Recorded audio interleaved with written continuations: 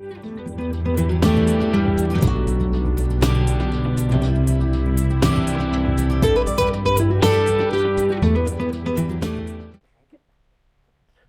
welcome.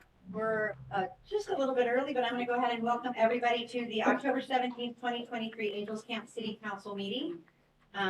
Rose, if you could do roll call, please. Mayor Herndon. Present. Vice Mayor Moncada. Present. Councilmember Broglio. Present. Councilmember Sherrod. Present. Staff is present. Thank you. Sorry, pledge of allegiance. I pledge allegiance to the flag of the United States of America and to the republic for which it stands, one nation, under God, indivisible, with liberty and justice for all.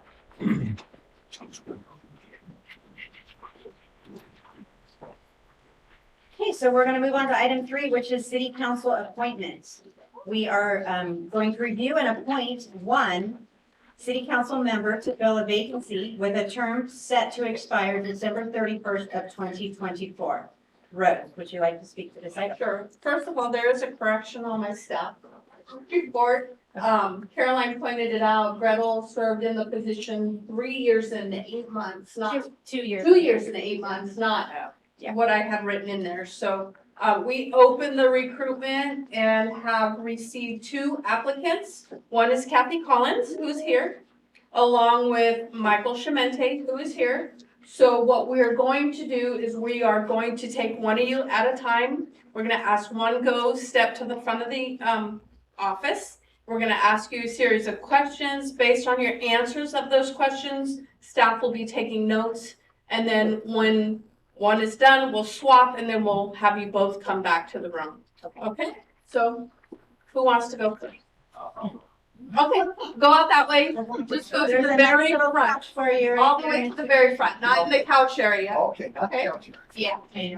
Kathy, go ahead. That's straightforward. I'll ride a little bit. So Kathy, it looks like you're in the hot seat. So we'll have you go up to the podium if you can.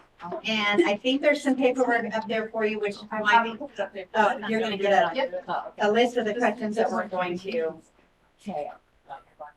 Funky little readers. Absolutely. Glasses on. That's okay. So these are for you to refer back to should you need to. Okay.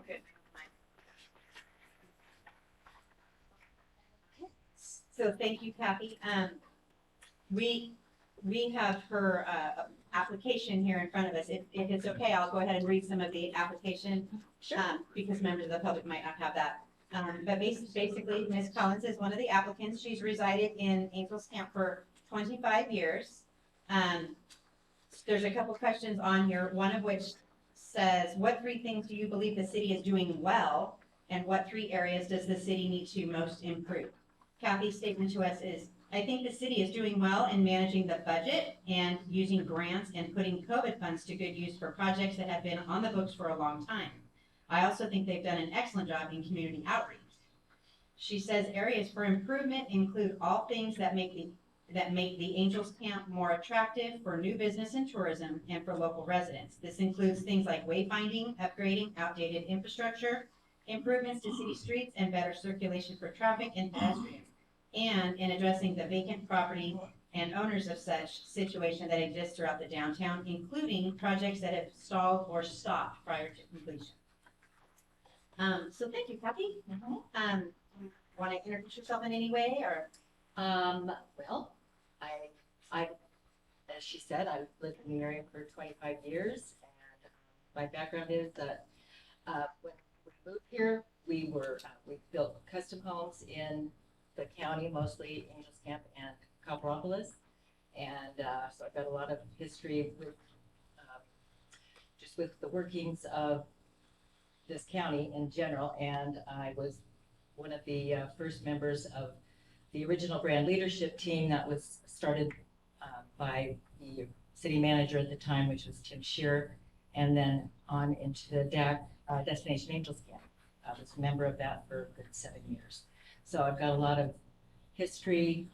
Currently, I've been a realtor in the area for the last 11 or 12 years, since 2010, or 2011. And So I just feel that I've got a lot to offer to the city. Kind of felt like I was part of the city when I was on Destination Angels Camp.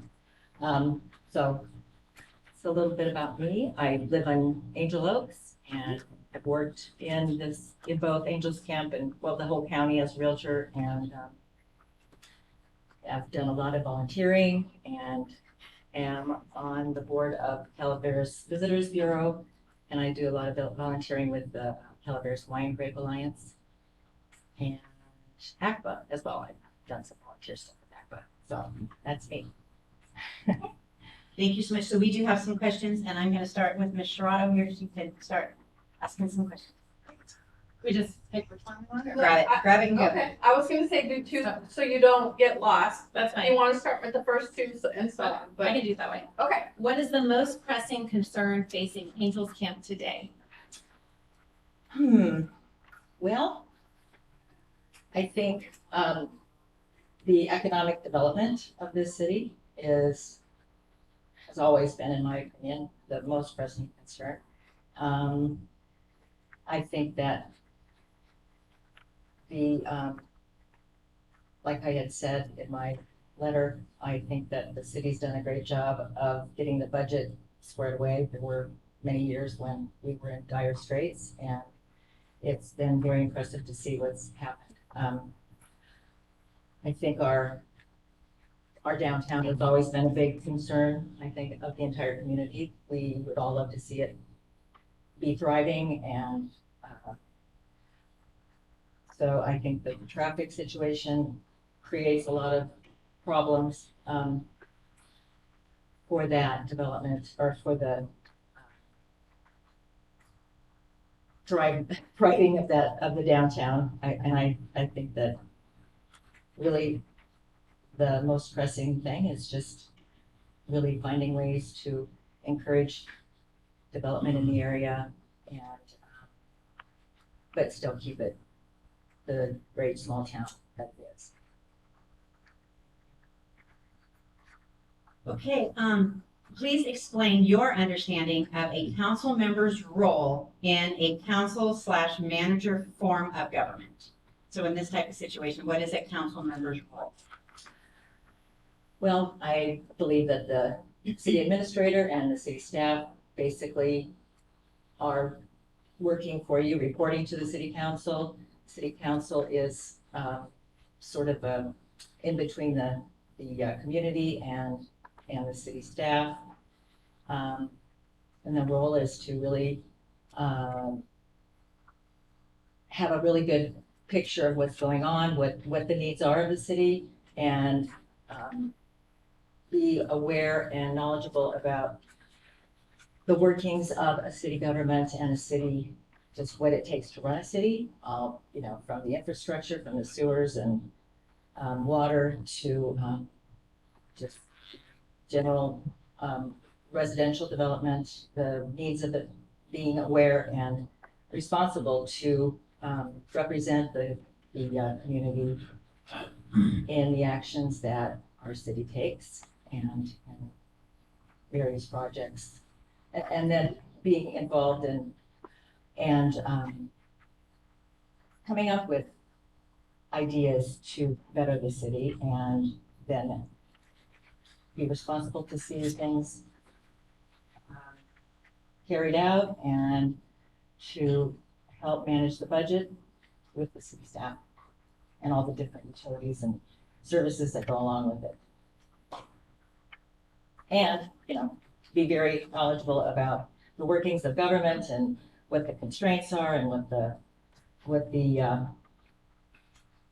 process and procedures are, and just manage that thing. Okay. Okay, what accomplishment are you most proud of? In my life. Well, I would say a project that we built back in Woodside at a destination spa retreat. It was a major project. I would say really the development, the building projects that I've been involved in over the years, I'm probably the most proud of. From the success of that project, to the, success of our construction company and development company here at Angels Camp, the homes that we built. And I'm also really proud of my home and what I've done there. And of course, my daughter is probably what I'm most proud of. Thank you, Mayor. So item number 4, council members may be called upon to make budget or resource decisions that have a negative impact on city employees. Can you describe a time when you have been in a similar position and how you handled it? Well, I managed staff of designers and CAD operators several years ago, and I've certainly had the opportunity or the responsibility of hiring and firing and giving raises, or I don't think I really had to decrease anybody's salary, but I understand the process, and you know, been there, done that, yes. What is your vision for the city? I think my vision kind of goes along with a lot of things that are sort of in the background cooking. I see the city accomplishing it. Some of the like the roundabout, some of the infrastructure things that are required, the things that are sort of projects that are through Caltrans. My vision is to see more development out near the other side of the CVS shopping center, the Jumping Frog Plaza, to see that expansion. And really to see the city become a little bit more beautiful and to have it be more, well, I guess all the things that we have all wanted for so long. My vision would be to see more retail and more restaurants, and for the Main Street plan to actually take place, for the Utica Hotel to be done and thriving and actually be a hotel. And I think that those are the main things. I mean, I think we have a great high school. I think we have great schools. I think we have just a lot of potential for a lot more attractiveness for people that do live here and want to move here, and to have more businesses and opportunities for the young people that do stay here to make a living.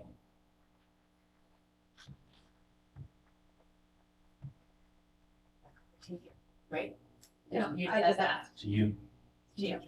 you're Oh, number 6. sorry, I'm making notes and not And paying number attention. 7 is actually a repeat, that's my. Oh, mistake. okay, so we're gonna So, skip yeah, that. yeah. So now to me on number 6. What is the city's greatest strength and what is its greatest weakness? And I know this was kind of also off of your application, but if you could just touch on that and elaborate if you have anything else to add. Well, I think the greatest strength is are the people that have probably come up in the last 20 years, over the last few years. I think that one of the greatest weaknesses has been sort of the old timer attitude of no growth and just keeping things the way they are. I think that has been one of the major weaknesses. Obviously, the vacant building thing has been a sore spot in all of our sides for many years, and that has created, I think, a very poor image of the town. So it's odd. I think this town has two different images. One is, oh, that's the place to be. Yeah, we're at the right intersection. We only incorporated city in the county. We should be this thriving sort of business-driven or place for people to come and start their businesses and be successful. But we haven't been able to really do that to a great extent, but you're getting that. Let's see, what else is there? Greatest strength. The fact that we've got this historical background, I mean, our history here, the gold rush history. Our fair is amazing. Certainly that is a county thing, but it does happen in our town, and that's really one of our greatest strengths. I know that when we were back in the day in brand leadership, the desire at that time was to kind of get away from the frog a little bit. Let's not make it all just about the frogs. And I think what we've learned over the years is, you know what, it is kind of about the frog. And let's just go for it, capitalize on it. So I think that's a great strength and helps us a lot in this town. That's really what's made the town, and in many ways, our fair. Okay. Okay, so we'll skip 7, and then I'll read the last. Sure. What can and should the city do to strengthen the downtown area? Well, obviously the building ordinance, hopefully that's a great start. I think the Main Street plan would be another great thing. I think finding more ways to find money for people to improve their buildings. I think you've done a great job of getting grants and things recently.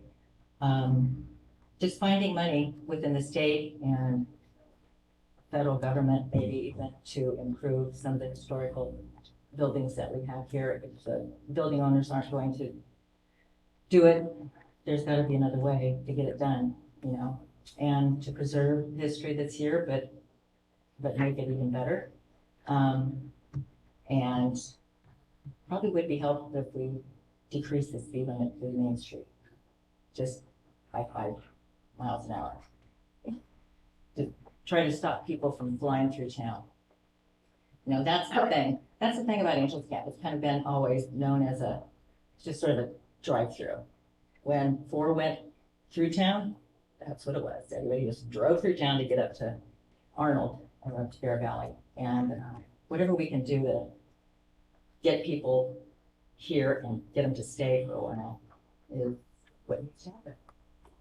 And, I forgot, that trail project, I think, that was thought of many, many years ago, and now it's been very exciting and refreshing to see that didn't just get thrown by the wayside, because it was stalled for a long time, and I think that's going to make a big difference too, to get the trail through part of downtown out to Lawrence.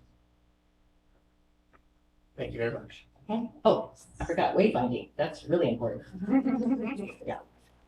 Okay, so thank you so much. Real quick, do you have any questions of us? I don't think so.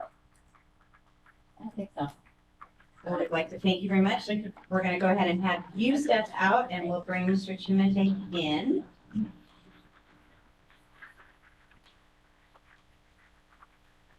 Number 7. Oh, 7. Yeah. I don't know why. Didn't. Same questions. Feel free to take notes.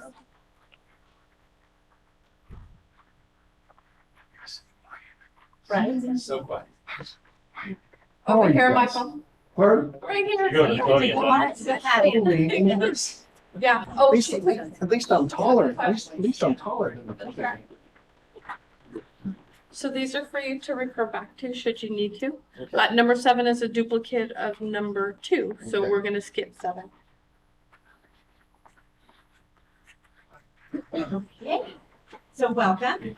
Thank you. So at the podium, folks, we have Mr. Michael Chimente, and I'm going to kind of read just a few things about his application. He has been a resident of Angels Camp for 35 years, and on the 2 questions that were stated, what experience, knowledge, and insight can you provide to the city? His response, I have over 45 years in public service, including 26 years as a superintendent in 2 different districts in Calaveras County. I have extensive experience in building and working with budgets and understanding the importance of running a fiscally sound operation. I have also served as the project manager for over $20 million worth of projects completed on Bret Harte campus. The next question was, what 3 things do you believe the city is doing well? And what 3 areas does the city need to most improve? His response, I'm applying for this position without an agenda for change. Like any new position, I will take time to understand the complexities of the issues and understand the study of the possible solutions. If I were to answer the questions as written, the response would just be my opinions. And while that is a good starting point, every decision must be based on what is best for the city and its citizens. So I'd like to welcome you. Thank you. And if Thank you'd you. like to introduce yourself and say anything that you'd like to say. Well, thank you for taking time this evening to meet with me and talk about whether or not I'm a good fit for the city council. And I welcome the opportunity to serve. I'm currently on the Calaveras County Planning Commission, and I found that to both be challenging and rewarding. And I think it's always important to get back to your community. So with that, I will entertain your questions. Okay. We're going to start with Councilmember Sharado. Okay, what is the most pressing concern facing Angels Camp today?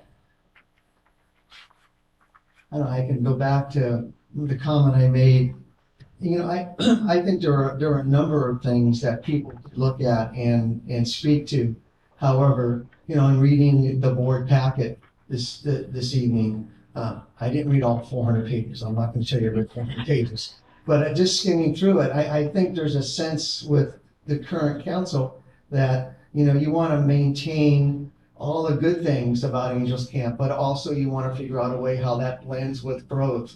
You know, looking at the city ordinance that you're looking for vacant buildings. You know, obviously we want to be able to try to promote growth, but also protect our heritage and the values that have been well established. Question number 2, please explain your understanding of a council member's role in a council/manager form of government, such as this. What is a council member's role? You know, I am one voice amongst my other council members. You know, we work as a team. We have discussions. We make sure that we always keep what our vision is at the forefront and make sure that every time that we make a decision, we're trying to make that decision for what's best for the city. What accomplishment are you most proud of?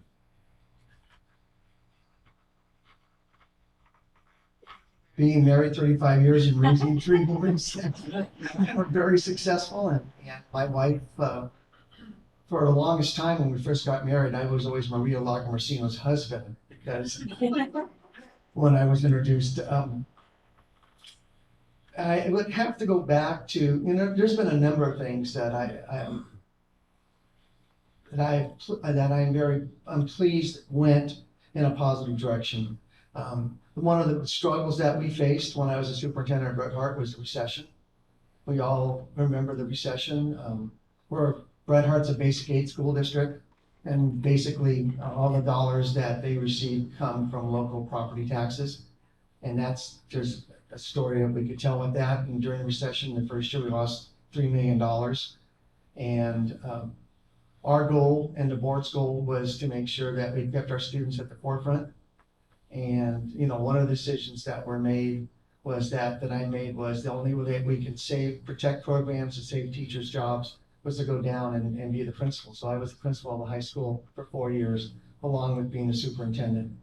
And while I thought that I could do it 50-50, if you've ever been on a high school campus, that really is 100%. I mean, so it was a real juggling act. And, we built a new 2-story math and science building during the recession. And I was hoping it not only promoted jobs, but it was a way for us to recoup some dollars back to the district that we had spent because there are matching funds associated with state projects, and you folks are familiar with that. So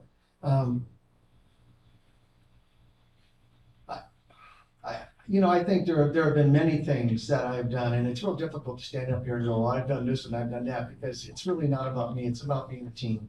It's about working closely with my boards of education that I did both at Vallecito and Red Heart District, and making sure that we all remembered what our mission was. So. Thank you. You're okay. So item number 4, council members may be called on to make budget or resource decisions that have a negative impact on city employees. Can you describe a time when you have been in a similar position and how you handled it? I just touched on it a little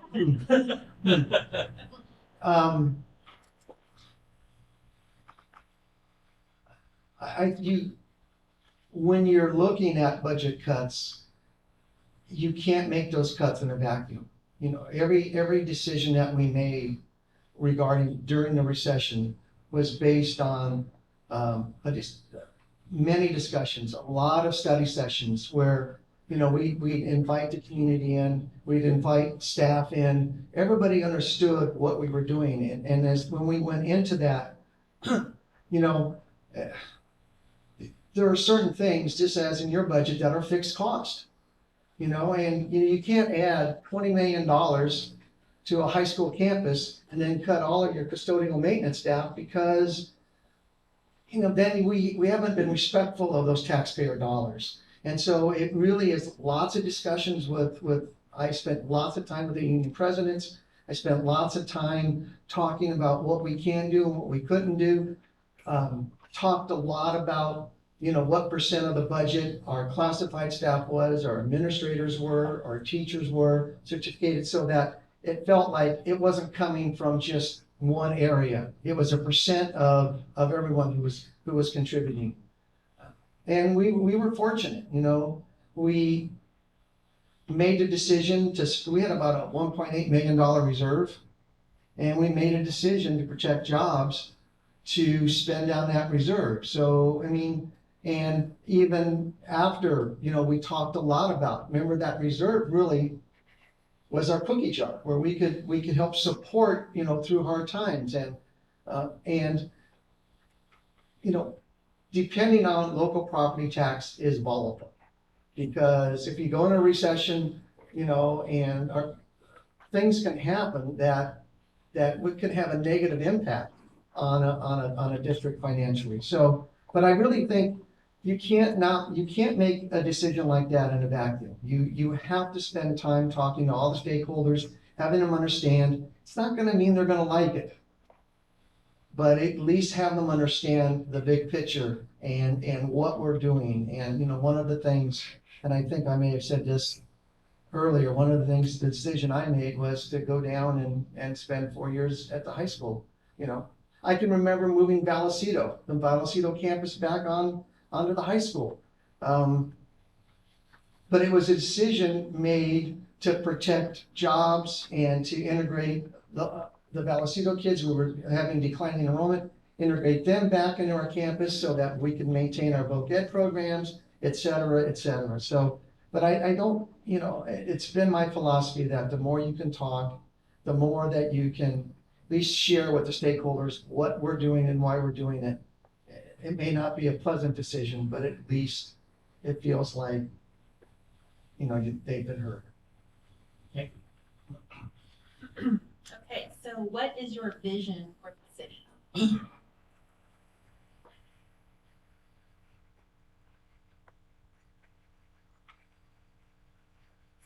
I believe that we have to promote responsible growth.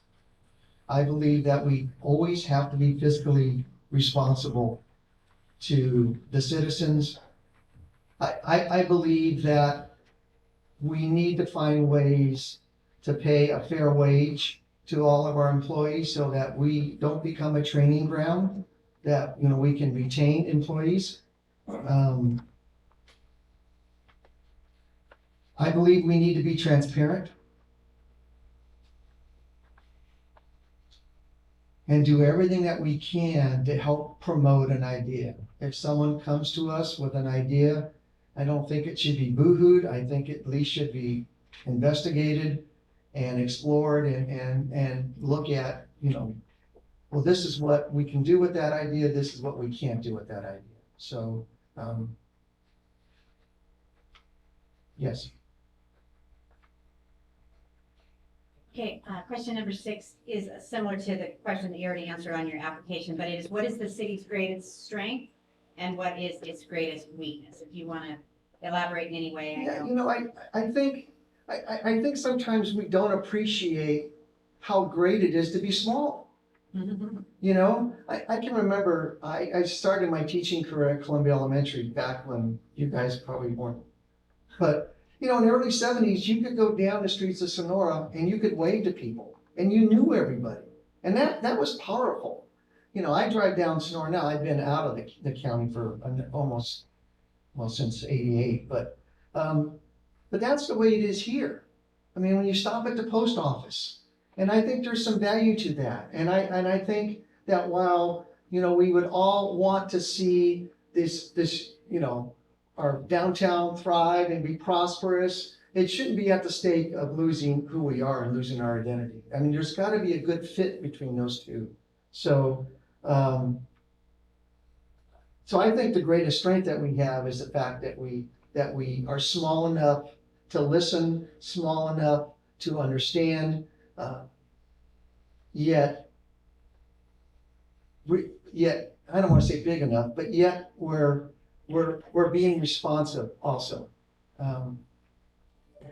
I don't know if there's a weakness. You know, I think, you know, with everything that we do, we can be judged. But, you know, I often joke, the only thing that really frustrates me is this left-hand turn by the bridge. I don't know how many times you guys hear it, but it drives me crazy. That I want to pull the bigger sign out there that says, well, the other, you know, incoming traffic doesn't yield, you know, because it, but I don't really think that there's a weakness. And I think so many times we don't celebrate little successes.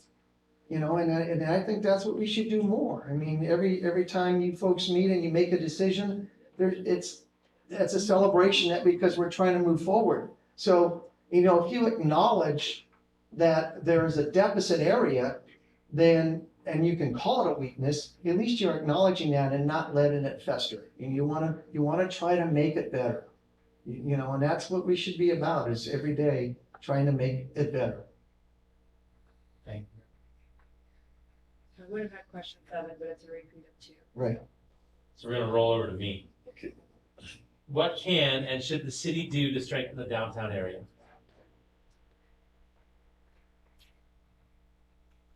You know, I read Amy's ordinance or proposed ordinance, and I mean, people can point to a lot of things why, but you know, I'm not sure how much we're in control and how much we can do. I thought a lot of it after I read that agenda item. You know, what if you incentivized the owners to lower their release? What if you, and I'm sure, you know, Angels Camp Business Association has done surveys. I mean, I'm sure that there's a list of things that people would like to see downtown. But I also think what we need to do is support and protect and celebrate what's downtown now. You know, how great was it that Carusco's opened back up? You know? How many people who come in for a sandwich then go to the movies? You know, I just think that, you know, we need to figure out a way so that the owners of those buildings understand, or maybe at least for us to understand, are there stumbling blocks? You know, and if there are stumbling blocks, how do we as a city council, how do we as a city help support that? I've had folks say to me, you know, I'd love to open a shop downtown, but you know, there's X, Y, and Z that, you know, we're, you know, I'm faced with all these hurdles. And so what do we do to help that? Thank you very much. Okay, thank you, Mike. That's all of the questions. So at this time, do you have any questions of us? No, I just want to thank you for the opportunity. I'm not surprised, but I just want to share with you that I've had an interest for a long time about being on the city council. But I thought as a superintendent of Brett Hart, it may be a conflict. And I didn't want to be put in a position where I'd have to recuse myself. There wasn't, I mean, we had a great working relationship. And I don't mean that, but I just, in my mind, I thought that it was one public entity and I was in town and things, but it's been something that I've thought about for a long time. Not just since I retired. So I just want you folks to, I didn't share that, but that is, you know, one of the reasons. Now, you know, there's an opportunity and I'm just excited, you know, but I think it's like everything else, you have to keep in mind. I always told people we have to keep, you know, what's first on the high school campus or on the campus is kids. And you have to make sure that our citizens and everyone involved in the city appreciates. I mean, I love the value statement you're coming out with for the employees, you know, how to treat, I mean, those are great things, you know, and we don't sometimes do enough of those great things, but I'm just encouraged. I'm encouraged by the direction we're going, and I'm encouraged you're selected to be a part of this organization in this group. Thank you. Thank you. All right. So you get to stay and yeah, we'll bring. I haven't talked that much.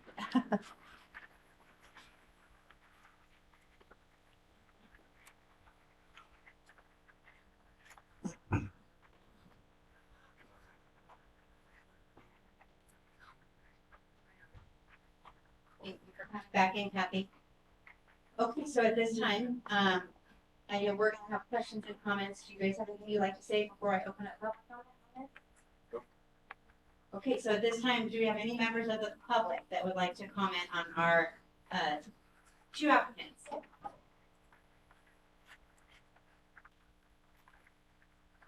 How about online, Rose? Does anybody have their hand up? And those of you that are joining us online tonight, if you do have any information that you'd like to share or questions, you can raise your hand, and Rose is proctoring the Zoom so she can allow you to go off mute and speak at that time. Okay, bringing it back. Looking at my fellow council members. Alvin? First off, hi. Thank you both. Thank you both for applying. It's a big thing. It's amazing that we have two people, and I appreciate that. So Thank you. that's wonderful for both of you. It's hard to throw your name out in the hat and stand up here in front of the public, so I have done it, and I understand how nerve-wracking it is. Thank you for doing If we that. could take you both, I we know. would, but they won't let us. And the attorney's here, so he really won't let us. Did you do students on Zoom? Mine was on Zoom. Yeah. Yeah. Mm. Actually, I think it was on a phone call. I was at Disneyland.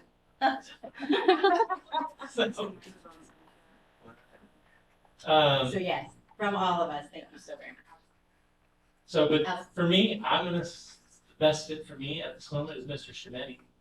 And I will make a motion to go with Mr. Shimeni. If I would get a second. We have a motion and a second. I'm gonna do a roll We're call. gonna do a roll call. Mayor Herndon, Yes, aye. Vice Mayor Moncada, Aye. Councilmember Brilio. Aye. Councilmember Sharado. Aye. All in favor? Or no, all in favor. Oh, man, she already did it. So, congratulations. Once again, Kathy, thank you very much for all of your involvement. You're a wonderful candidate. And thank you for your involvement. So at this time, we will be, the oath of office, and who's doing that? I Are will. you ready to read that or do I read that? No, I will. Go ahead Okay. and stand right there, Mike. Let me just.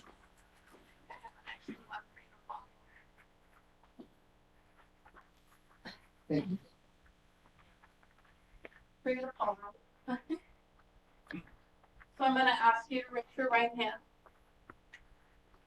I state your name, Michael Chimenti, do solemnly swear do solemnly swear or affirm that I or affirm that I will support and defend will support and defend the Constitution of the United States the Constitution of the United States and the Constitution of the State of California and the Constitution of the State of California against all enemies, foreign and domestic, against all enemies, foreign and domestic, that I will bear true faith that I will bear true faith and allegiance to the Constitution and allegiance to the Constitution of the United States and the Constitution of the State of California, of the United States, the Constitution of the State of California, that I take this obligation freely that I take this obligation freely without any mental reservation without any mental reservation or purpose of evasion, or purpose of evasion, and that I will well and faithfully and that I will well and faithfully discharge the duties upon which I'm about to enter. discharge the duties upon which I'm about to enter. Congratulations.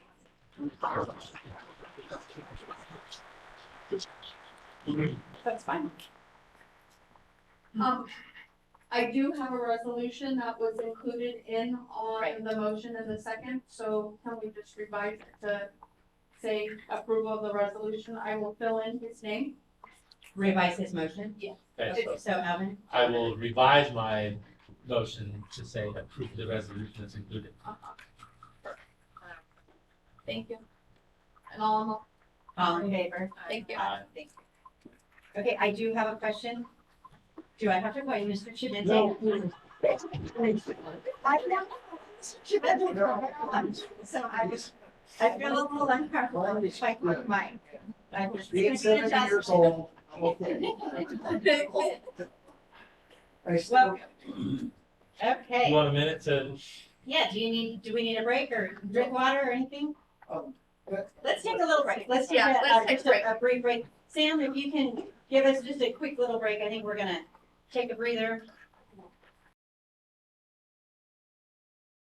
We're up. Ruth, you're good? Yep. All right, thank you so much.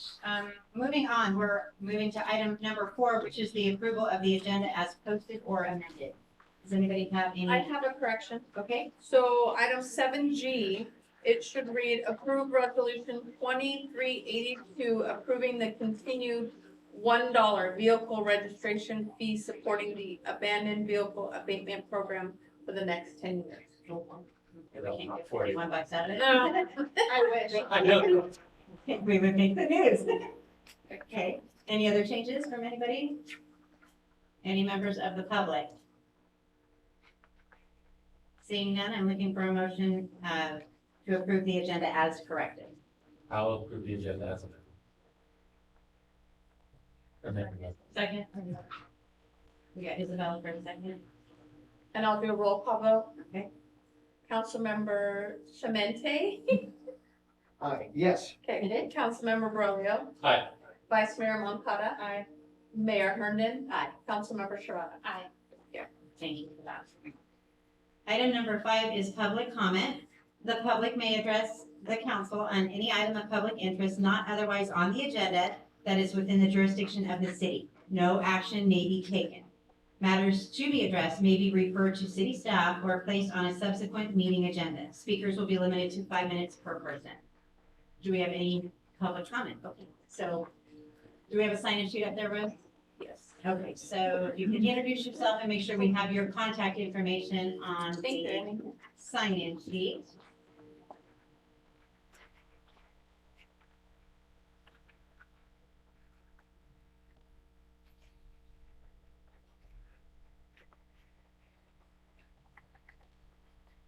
Good evening, my name is Christopher Butner. I appeared before this city council on October 3rd, respectfully requesting the City of Angels resume and successfully conclude its search for the missing January 3rd, 2023 executed amended agreement for the promotion of tourism with the Calaveras Visitors Bureau, hereinafter referred to as the CVB, so that my Public Records Act request dated September 4th, 2023 for identifiable records that were disclosable under the California Public Records Act may be fulfilled in a timely manner. The City of Angels' administrative challenges with the record-keeping processes, in this instance specific to the missing January 3rd, 2023 executed amended agreement for the promotion of tourism, has disrupted the timeline of my fact-finding and evidence discovery process. It's essential that each of you understand my intention is non-hostile, that I bear no ill will towards the city despite the lengthy delay in producing for me an identifiable record that the city had determined to be disclosable under the California Public Records Act.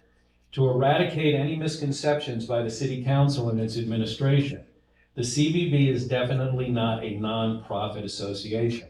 The CVB is a nonprofit corporation, not a nonprofit association.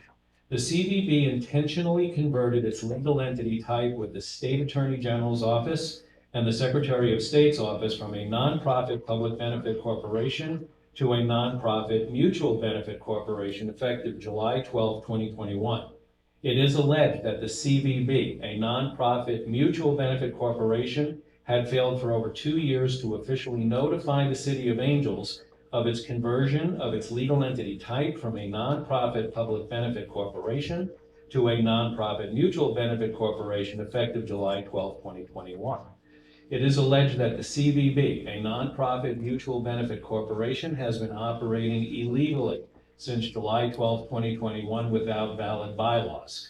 It is alleged that the CVB, a nonprofit mutual benefit corporation, has been deceiving the public since July 12, 2021, as evidenced by displaying invalid bylaws on its website and purporting these invalid bylaws to be current and valid. It is alleged that the CVB committed fraudulent misrepresentation of its legal entity type by falsely entering into an amended agreement for the promotion of tourism with the City of Angels on July 31st, 2021, and again on January 3rd, 2023. This alleged scandal exhibits disturbing parallels to the Tuolumne County Economic Development Authority Joint Powers Agreement scandal that rocked neighboring Tuolumne County in 2018 and took over 4 years to resolve, pitting the City of Sonora's government, Tuolumne County's government, and the Tuolumne County Economic Development Authority against each other, leading to the dissolution of the Tuolumne County Economic Development Authority at great public expense. These allegations regrettably jeopardized the City of Angels administration by drawing it into an expanding scandal that also includes the Calaveras County government having been similarly duped by the CVB on August 22nd, 2023, when it entered into a formal contractual tourism promotion agreement with the CVB, claiming its legal entity type to be a, quote, California nonprofit public benefit corporation, end quote. On October 10th, I received an email with an attached 2-page document from the city attorney's office. The email notified me, quote, I do apologize for the delay in providing you with these records. Please be assured that this was an unusual occurrence. Staff have looked into the issue, and it is not the city's intent to obstruct transparency or prevent disclosure of its public records, end quote. That attached document I received on October 10th from the city's attorney's office was, unfortunately, an obviously altered official government record, a recreation, and also was not fully executed as it lacked the signature of the president of the board of directors of the CVB. I shall plan to return to your next city council meeting 3 weeks from this evening on November 7th to more fully address allegation of the CVB's fraudulent misrepresentation of its legal entity type. Thank you very much and good evening. My name is Christopher Butner.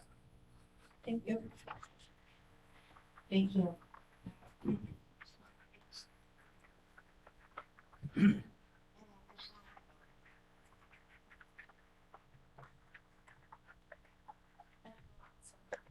Yes, that's correct.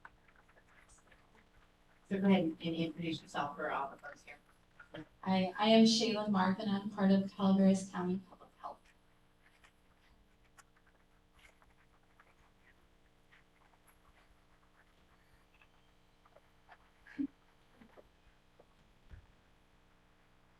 Good evening, members of the City Council. Thank you for allowing me the opportunity to address you today. My name is Shaylin Marvin, and I'm here on behalf of the Calaveras County Public Health Tobacco Prevention Program and as a lifelong member of the Angels Camp community. Today, I want to discuss an important issue that affects the well-being of our community: tobacco use in public spaces, specifically Utica Park. Utica Park holds a special place in our community's heart, where families gather, children play, and our community comes together. It's a place that has historically symbolized health, freedom, and unity. As our city embarks on the remodeling of this park, I urge the City Council to consider implementing a tobacco-free policy. One of the primary reasons for advocating a tobacco-free policy in Utica Park is the health and safety of our children. Numerous studies have demonstrated the dangers of secondhand smoke, even in outdoor environments. No amount of secondhand smoke is safe to breathe. Children with their developing lungs are especially vulnerable to these harmful effects. By making Utica Park a tobacco-free zone, we can create a healthy environment for our youth, ensuring they can play freely without the risk of exposure. Moreover, I would like to draw attention to the issue of tobacco litter in the park. In our 2022 community survey, we found 31 pieces of tobacco litter around play structures. This number is more than double the average number of tobacco litter we found throughout each park in Angels Camp. This is not just unsightly, it poses a significant hazard, especially for children and pets who may unknowingly ingest this trash. By adopting a tobacco-free policy at Utica Park, Angels Camp would join the ranks of many other communities across the country that prioritize the well-being of their citizens, especially their youngest members. It would send a clear message that our city is committed to the health and safety of its residents. Our neighboring counties and cities have already begun implementing tobacco and smoke-free park policies. It's not a matter of if for us here in Angels Camp, it's a matter of when. And what better time than when Utica Park reopens with new play equipment and new standards. I urge the City Council to consider this proposal. I and the rest of Public Health's tobacco team would be ecstatic to work together on this project, to offer the proper signage, educational materials, and help spread the word. Let's protect our children, preserve the park's beauty, and create a healthier environment for everyone. Together, we can make Utica Park a welcoming space for all. And I included in the little packets of information for you, I did draft 2 policies on my own just to kind of have an idea of what a tobacco-free and smoke-free policy would look like in Utica Park. And in the informational brochures, I did include information about secondhand smoke in outdoor spaces as well. Thank you for your guys' time. Thank you, Taylor.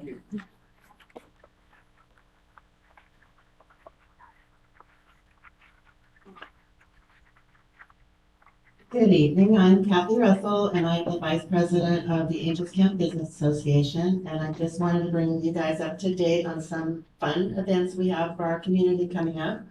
On November 4th, we'll be having our wine hop. We're bringing it back after a few years of not doing the wine hop. We have 9 downtown businesses that are participating. A variety of wineries will be available for tasting. Tickets, advance sale are $20 and it's $25 that night. So we're really hoping this is a success, and the other businesses that aren't participating in the wine hop can stay open, and hopefully it'll promote shopping and community atmosphere. On November 20th, we are doing our bows and boughs assembly. Those are all the bunches of greenery with red ribbons that you see all over town. We're going to be assembling those at Hide and Barrel. Anybody's invited to come and help us. Last year we had a really good turnout. There were kids and families that showed up. We all bring appetizers and things to share, and of course a little bit of wine. And then that same night we assemble them all 200, and then we take them around and hang them up all over town. So you're all welcome to come. And then on November 25th, we're bringing the parade back to the Saturday after Thanksgiving. We tried it last year later in December, and it didn't work out for a variety of reasons. So we're back to the traditional Saturday after Thanksgiving. This is our 31st year doing the parade. We've asked Jenny Eltringham to be the Grand Marshal, and she's just thrilled. So I'm sure she'll have one heck of a float. And then we'll also be doing our open house downtown that night. And we're still working out the details of where we're going to have Santa, but we'll have a meet and greet for the kids for Santa. We are still working on our app. We've got a lot of the stuff done for the city, for the parade, working through all the logistics, but we worked on the application this morning, Jessica and I did, and we almost tore up the pieces and threw it out because it's pretty cumbersome for a volunteer organization, and it asks for a lot of things that we're just not really equipped. So it says that you have to call different city departments and get information. I made all those phone calls today. I haven't gotten a call back. But if not, then I think, if it's okay, I'll just go down to City Hall and maybe I can get some help filling it out. So anyway, I hope to see you, and we hope that maybe you guys will have a float in the parade. We've done that before where council has been on a float. So we'll put Mr. Chinetti in charge of that. All 5 of us in one You float? got volunteers. When is the wine hop again? The White House on November 4th. Ceremonial. Yeah, you just can't take any votes on the float. But Can't talk. We can't actually talk to each other. yeah, we can put table motion. Maybe we can work that into the theme or something. Thank you. Thank you. Thank you so much, Kathy. Any other public comment? Seeing none here and seeing no hands up online, Rose? Okay, we're gonna close public comment and move on to item number 6, which is our consent agenda. There are 5 items on consent. Does anyone have any reason to pull any of those items? No reason? I think maybe, right, so you, any members of the public need to pull any of the items from consent or online? Okay, seeing none, I'd be looking for a motion. I did want to make a quick comment, just sidebar.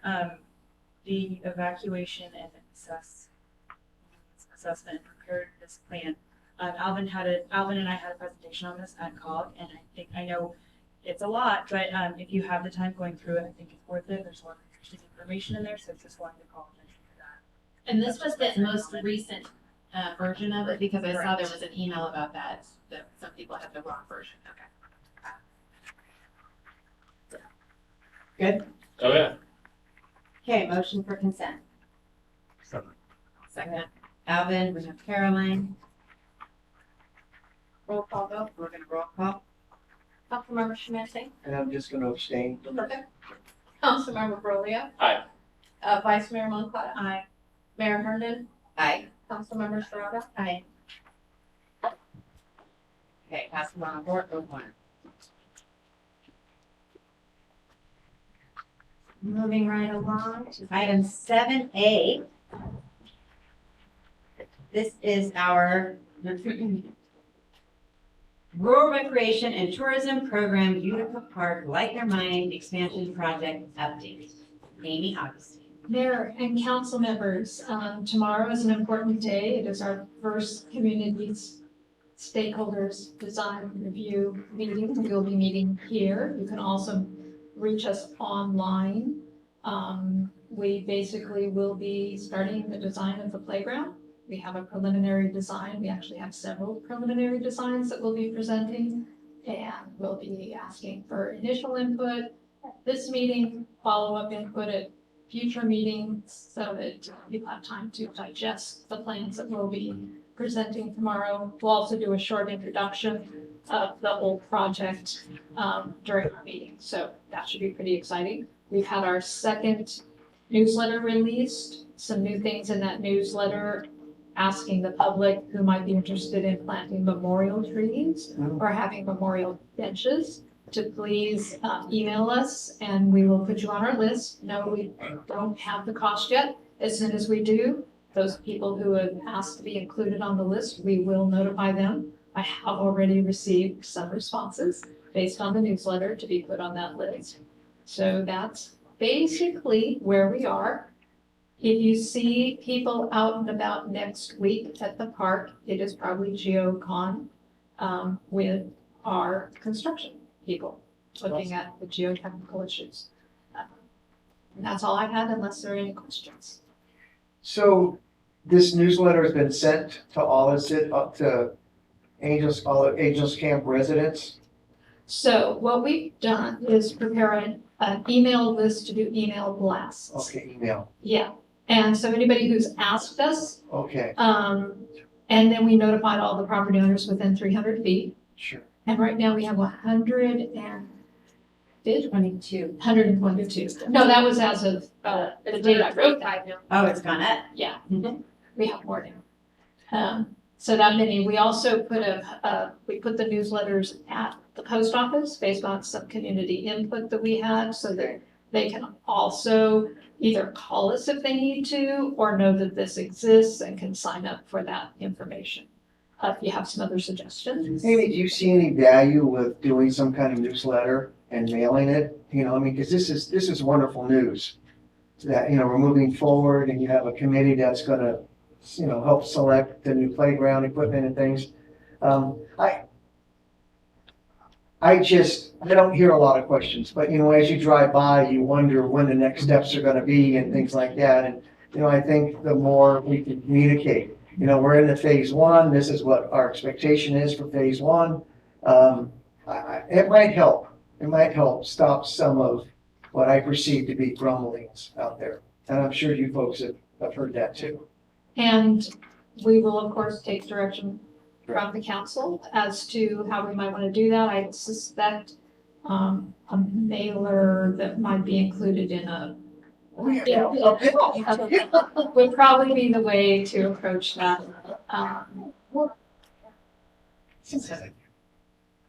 Otherwise, we do have a webpage. Yeah, they can go to the webpage too. On our website. Yeah, they can sign up. They can sign up on the webpage and things. Yep. Yeah, good. So you're anticipating GeoCon's draft phase, the study, the draft results will be about 5 weeks? 5 weeks from when I wrote the staff report. Yes. And the only comment that I will make, and I called earlier, so it's hard on the handout, I know probably, on the handout, it's hard to see, so I'm assuming those green lines were all date oriented and such, and that will be reflected with that 5 weeks, and is this possibly posted online? That is on our website, if someone were to click on it, where they I get believe the that's most. on our website and you can enlarge it. That would also possibly be helpful for those that are most interested online. In fact, we can enlarge it right now if you wanted to. So you can actually read it. But basically, I think some things to point out there, the red is of course our geotechnical study, and that's the most crucial thing. That does not show all the phases. That doesn't, the 5 weeks will happen before that deadline. Sure.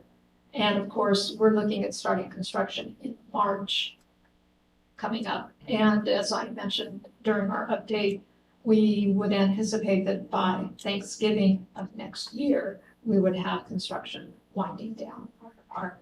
That said, we have, if we kept scrolling to the right, a whole bunch more time under the grant than we had planned for construction, et cetera. We actually come in quite a bit before we need to, but we don't want to leave things looking the way they are for longer than necessary.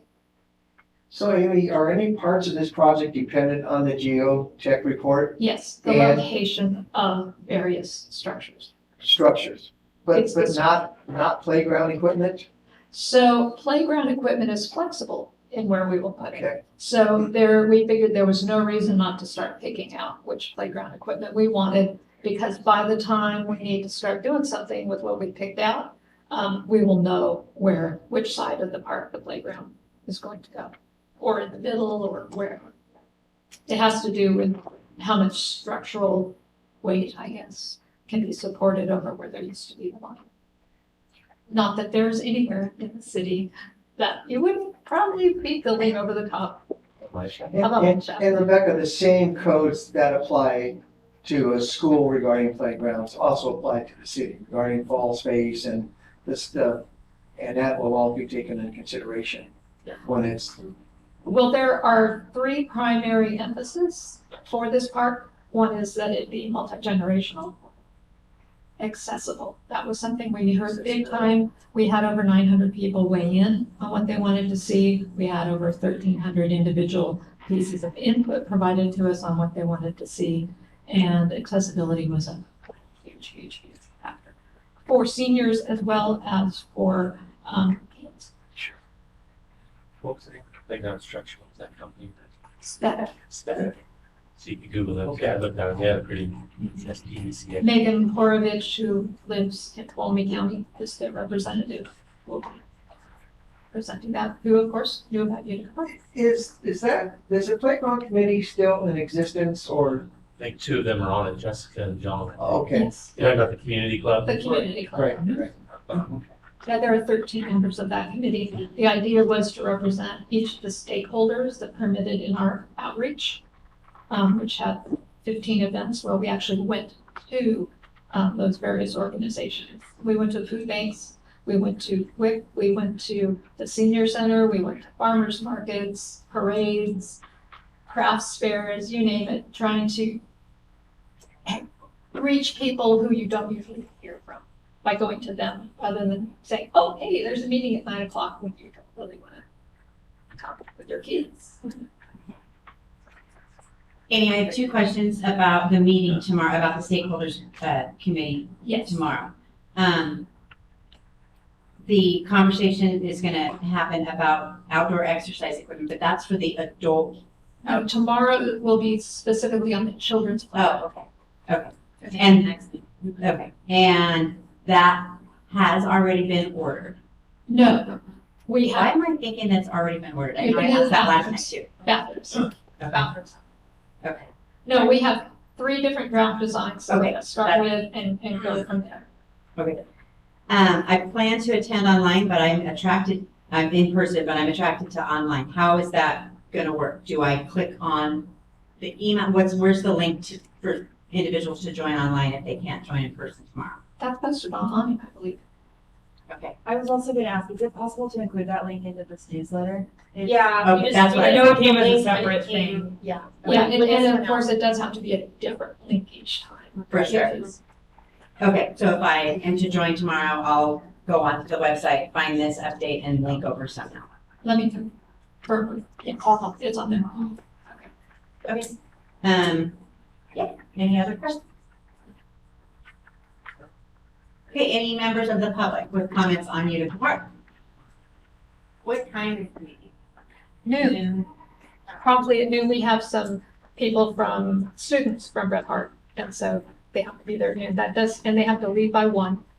And we can continue after they're gone, but we want to make sure that our representatives from the leadership. Yeah, 2 members of leadership will be on. Julie, you can take your. And is that open to the public? It is open to the public, yes. And in order of how we'll do it, we will first take committee input, and then we will open it up to the public to ask for additional public. I can't tomorrow today. I can't. But in terms of I will- I meeting, do- We're going audio- to, we're going to try to record it. I will be attending. I was just asking the question so we don't violate. But, I won't be there, Caroline I can't either. Oh, yeah, it's seated. Right, yeah. I won't be there. Okay, so Mike, it's me and you, and we won't violate Corona. No, I'm gonna go to CPT. Yeah. Oh, No, you can't. Apparently. Yes. okay. Sorry. Or we can show us as just a thing. Maybe he could just go and listen, but. Okay. Okay, thank you for that update. Oh, And Amy's got anybody the who doesn't have a copy of the newsletter, has never heard of it, there are some copies up here. Take it. Okay, moving on, we are going to item 7B. This is the continuation of ordinance 536. Do I have to read all that? Yes. Okay, 536, renaming chapter 17.06 as general provisions and acceptance, and adding, consolidating, amending, or updating provisions for mobile food vendors, garage sales, temporary construction trailers, recreation vehicles, storage and living, special events, special event permits, certificates of occupancy, storage containers, cottage food operations, and movie sets, amending and updating excessive slopes, temporary and seasonal sales stands, acceptable farming and ranching practices, construction in floodplains, occupancy changes in commercial buildings and commercial zones, and eliminating standards for auto wrecking yards.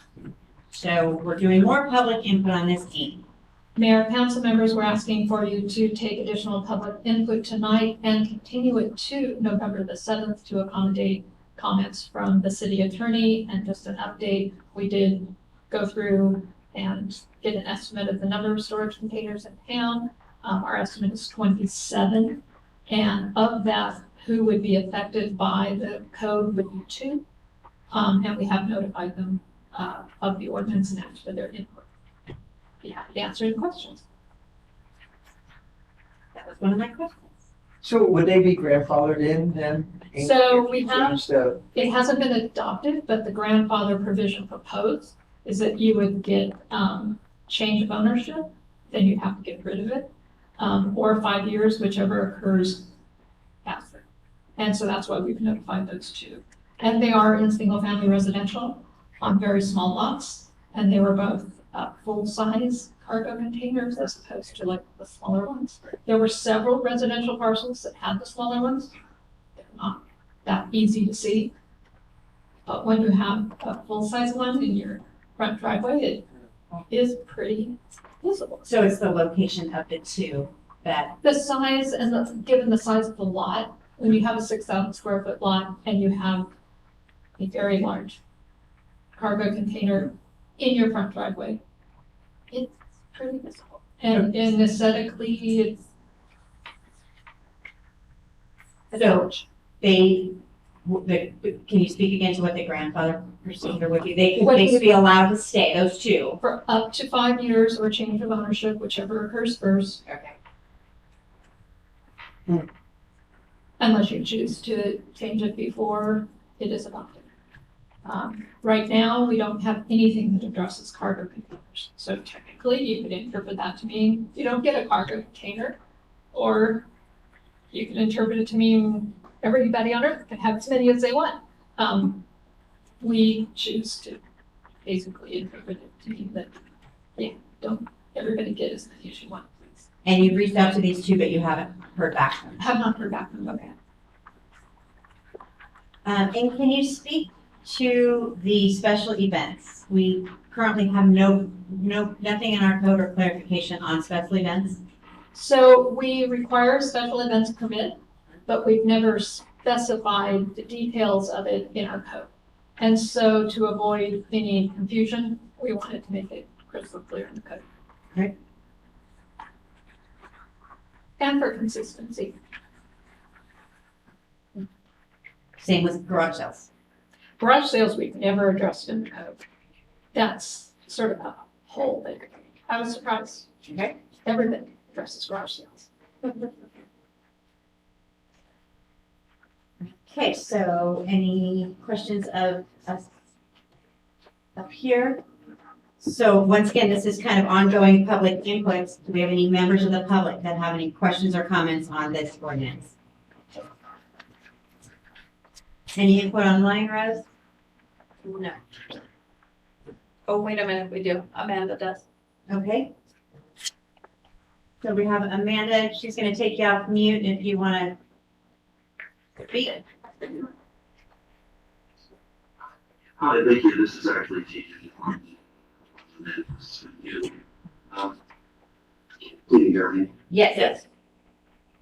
Okay, great, thanks. Hey, yes, about the shipping containers, so just, so that gets inspected by the building department, and, just trying to figure out, like, what really gets inspected on a shipping container. I understand that no one wants one on their property line or anything like that, but I don't know, just, if we've got a few acres or whatever, and there's some shipping container stuff back in there, which, several people have here, it's just trying to figure out, what's the inspections and the fees and everything that you're expecting to collect, or is it more just like you're looking at locations? But overall, I just think that's, that really necessary. It seems like keeping in new and more regulations and rules and everything else. Sometimes it just seems like, it impacts some of the people differently. Managing operations and different stuff like that. But I get where it's coming from. Certain areas, it doesn't really make sense, but I just don't understand how, the inspections are really, no matter the permit process, or if it's just like a piece of paper, you go, $20 and whatever, and here's your permit for your container. We give it to you out the draw. I'm just not sure what the expectations are. They're really not clear right now, so I really can't support or like not support this. I just don't know enough, but I think it needs to be kind of clarified for understand it better how it's really going to. Thank you, TJ. So Amy, I also have questions. What is the policy or the procedure for any type of storage, be it a storage Tupperware shed or a storage container or what? I've never gone through that process and I'm unfamiliar with what our process is. So basically, if you're gonna put something on your site that is over 200 square feet, you're supposed to get a building permit for it. One of the reasons we do building permits, and the reason we would be doing it for storage containers, is to confirm where you're going to put it, so that we can confirm it would comply with this code. If you are using a storage container on an ag parcel right now, we're not gonna go asking you for a building permit. Those are permitted uses under this proposed code, any ag use of a storage container, so that shouldn't be affected. If you want a new one, basically, there would be nothing to prevent it, but just as with any structure of 200 square feet, we would ask you to get a building permit, but we certainly can clarify. The building permit fees, frankly, they're based on valuation, so if you get a real inexpensive storage container, you're gonna have a very inexpensive building permit application. They basically just look to check the setbacks. Just the setbacks, not the footings or how it's installed. We're not gonna require them to be on permanent foundations. Temporary, like piers, if it's set up on piers. We would want them to be level, of course, so but it can be on the dirt. yeah, there's nothing that would prevent them from being on dirt. So just setback. So It's you're really the setbacks. inspection process. Setbacks, And not on, right on, if you're talking about property line, right on property line. or in a front property line, and again, with Or ag, driveway. in an R1 on 6/7. Please. I learned something today. Mayor, TJ has his hand up again. He's already spoken once, so it's up to Okay, you. does he have any time left? TJ, I think you might have a little bit of time left if we're take you off mute if you have something else to add. Great, thank you. Just really fast. There's just, is this going to cause an increase to property assessments as well? And that's not something that's not too many people would be happy with. I feel like either. Every time you look at it, goes to the county and they'll see, some kind of improvement. They'll do an assessment on sort of small things. I don't see why I wouldn't have to hear. I don't think that idea too much. Yeah, thank you, TJ. Thank you. I will ask if something not on a permanent foundation would trigger property reassessment. I'll ask them report. Amy, I'm sorry, but I want to follow up. I was just starting to read this about special events. And I didn't see the definition, but is a special event an event that's only open to the public? No. It has to be with 50 or more people assembled, and it has to do with what a public assembly is defined as. So we have certain events in the park that would have 100 people. For egress, safety reasons, we would do a special event permit. Okay. We currently don't charge for special event permits. They're supposed to be check the box. And so whoever was having trouble filling out one of those the other day, please come by. We'll be happy to help you fill that out. They were not intended to make things difficult. They were intended to allow for our public works department, our police department, and our fire department to make sure that the events would be safe when we had several events occur that caused some traffic issues. We're trying to make sure we're coordinated. Okay, thank you. Seeing no other public comment, we will close public comment and bring it back to staff or council. Does anybody have any other questions? This is great. I'm glad that we had this time because I've thought of more things in the last 2 weeks and more questions that I have. So seeing no other questions from you guys, what we will be doing is continuing this item for Mayor, November. I need a motion. We do need a motion. I need a motion for continuing this item to the November 7th. I'll make the motion. Continue this to November. Okay, we have a motion. And a second. And the roll call vote, Timothy, Aye. Braulio, Aye. Moncada, Aye. Hernan, Aye. Rob. Aye. Thank you. You.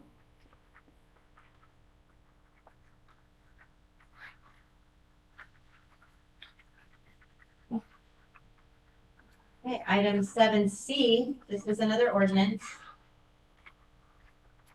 This is ordinance 538, adding a new section 17.06210, addressing the vacant buildings in the city. Mayor and council members, again, we are going to ask that you take public input, continue this to November the 7th. We are in the process of removing the reference to residential as we were directed at the last meeting. And I did want to address Mr. Finenti's comment about incentivizing people to use vacant buildings, which we of course 100% agree with. The idea behind this is that it was one of several measures we would be taking, others being adopting the Mills Act to incentivize people to get property tax breaks for fixing up their historic buildings, and any other ideas that we can get from people.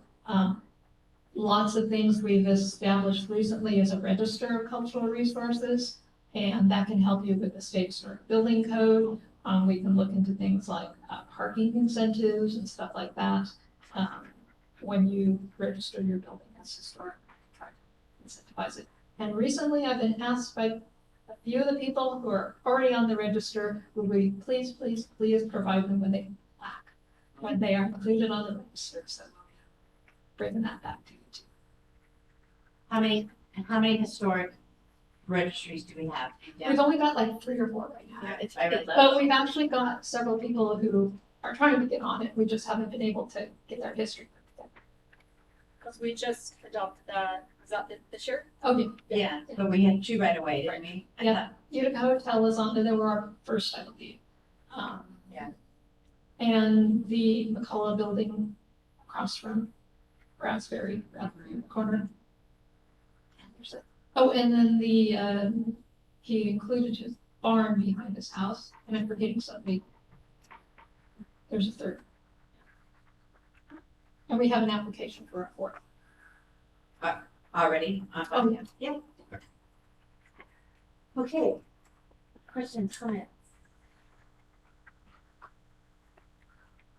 Public comment on this item.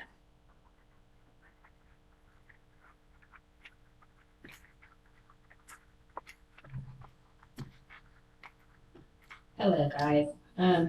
Okay, coming from a business owner that has a property downtown, I like the idea of incentivizing people that haven't done anything with their buildings. But if you're going to do that, remember the people that have done things with their buildings, because we have invested thousands of dollars in keeping our buildings painted and cleaned and lit up and etc. facade. And so it's great to incentivize these people that haven't done anything, but don't forget the ones that have. Thank you. Like a tax break. Thank you. Any other public comment? Anybody online with their hand up? Seeing none, I'd like to bring it back. I'm looking for a motion to continue this item through until November 7th, for action on November 7th. So, A motion from Alvin. And I'm gonna second. Rose? Roll call vote, Clemente, Aye. Rolio, Aye. Moncada. Aye. Hernan. Aye. Toronto. Aye. Thank you. Item D, this is consideration of a new lease agreement with the Pickled Porch Cafe for the property located at 1192 South Main Street. And we have our city attorney to present this one to us tonight. Good evening, Tom Callahan, filling in for Doug tonight. In short, this is a lease agreement that gives the lessee an extended period of time and gives us some more income based on increased rent and more shared expenses by the lessee. The timing, we all know about, but nothing happened untoward. Council members no longer on the former council members no longer on council. We've since had the negotiations and we present the lease now for your consideration again with those benefits to the lessee of having an extended time period and you receiving more income and also benefit financially by more shared expenses by the lessee. Okay, public or council comments on this one? Questions or concerns or clarification? I know we love reading this, right? Yeah. So the current lease is $1.25 a square foot, or the proposed lease, what is the current square footage rate? And I didn't see that in your. Yeah, it's not the red line version that we've already seen, Okay. right? So I believe it is currently at $1.25. Well, it currently is It's currently at $1.25. It is remaining $1.25 for year one. Okay. And then there's language in here that it goes up Yeah. by CPI at year two. And so just food for thought. 3 years. Correct. For 3 years. There's the 5 and then there's 2 additional 3-year options. So it could potentially be 11 years.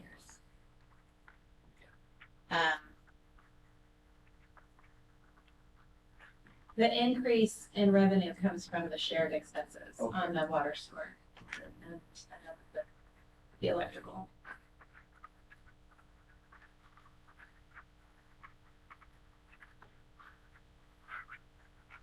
Questions?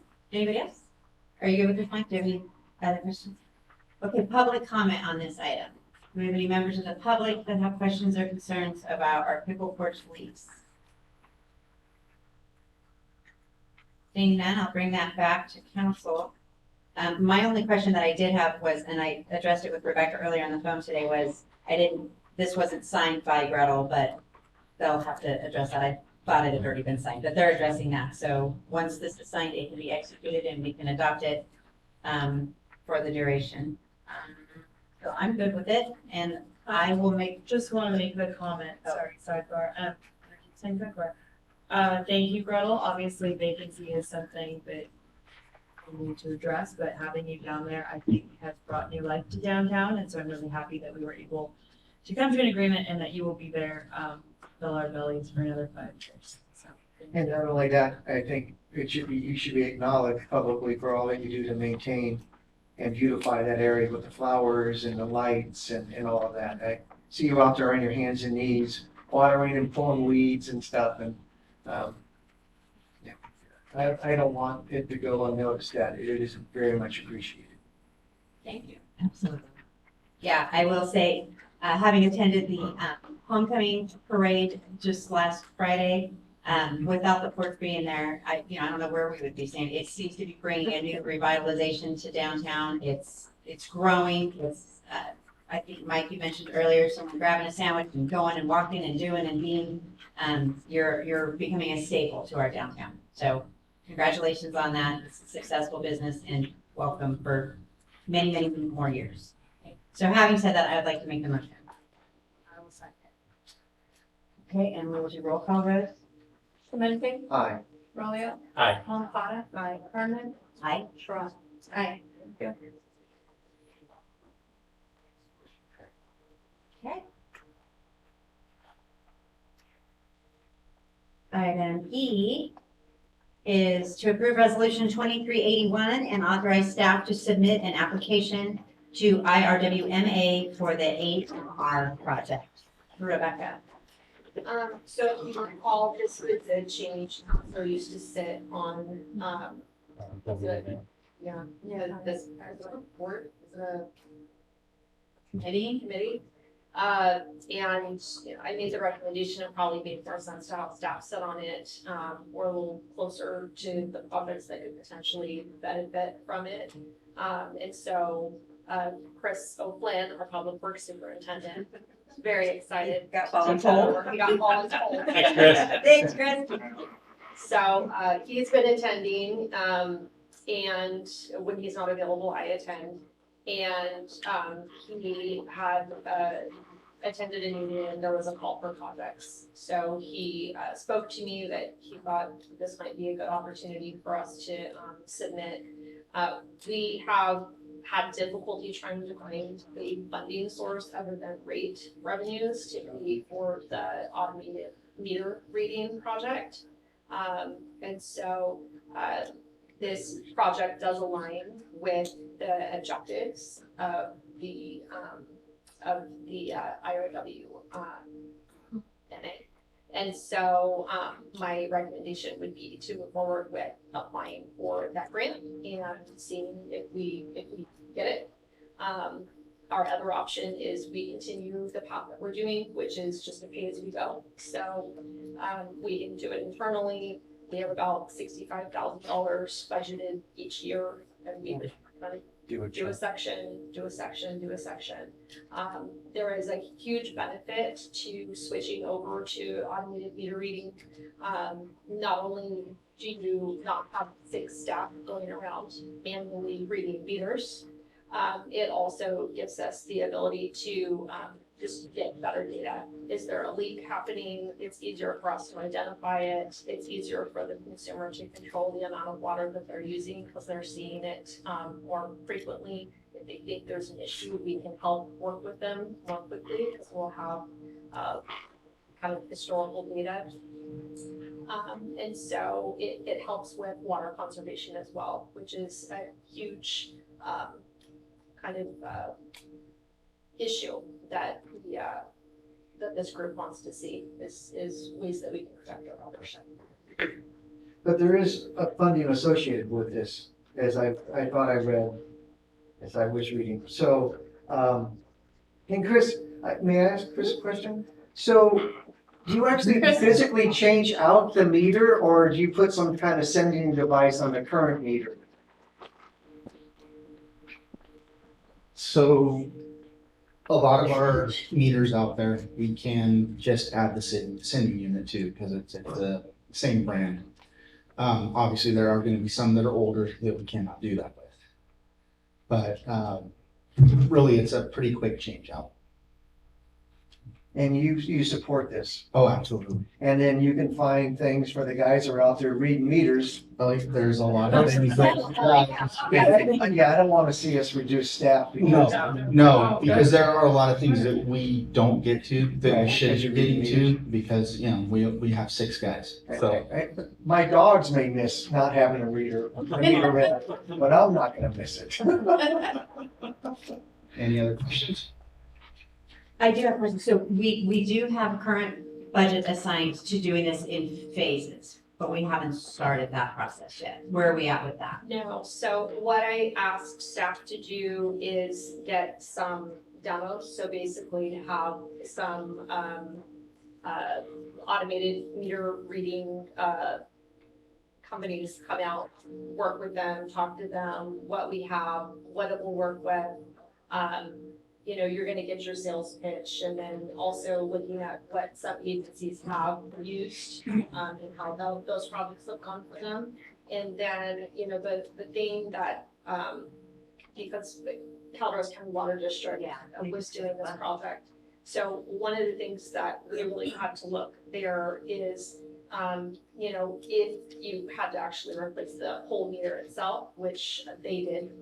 And part of the problem was they had such older meters that they really needed to be replaced. The boxes may have been too small, so it's trying to figure out, you know, if I stick this on top of the meter, is the box gonna be too small? And now I'm gonna have to change the box, and I have to change the box, then I have to, it's like this string on the end of your sweater. So I asked staff to look at it from that perspective, from a cost effective, and also just efficiency perspective. And I think they narrowed it down to what would make sense in the field. And so we've done a really good job at staying on top of aged meters. So if a meter stops reading, they'll change them. And so we don't have a bunch of really super ancient meters out there, so we're in good shape for that. So what the resolution proposal is to seek funding to do this, am I correct? To seek funding and do it all at All one at time. Then about 1.5 million bucks. And those funds are available? They are Through this, IRW. through this? And there's no match it's a grant, obviously. It's a grant, they're not super specific, in terms of what the match, like how much match. So, we do have money, that was part of the grant, and we do have money that we can use as a grant match. So some rate revenues, but it greatly diminishes the amount of rate revenue that would have to be used on this project. And again, that doesn't mean everyone's getting a refund. We've got 30 other projects that need to be done that weren't ever contemplated at the rates. So Is it a competitive grant? Or is it? It is, yeah. But is it also based on our social economic standing and meeting them? I mean, so you guys believe we have a good shot at? Perfect. Thank you. Sorry, I asked you a question. No, it's great. I think it's wonderful because I got kind of thrown in the deep end. Yeah, right. Here, read this and go.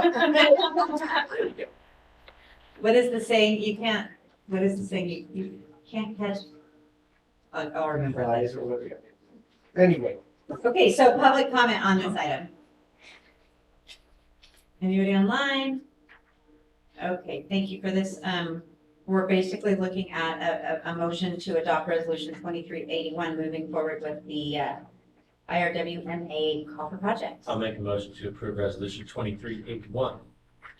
Okay, Alvin? I'll second. Do roll call. Clemente. Aye. Ferolio. Aye. Moncada. Aye. Hernan. Aye. Sherrod. Aye. Thank you. Go get 'em. Yeah.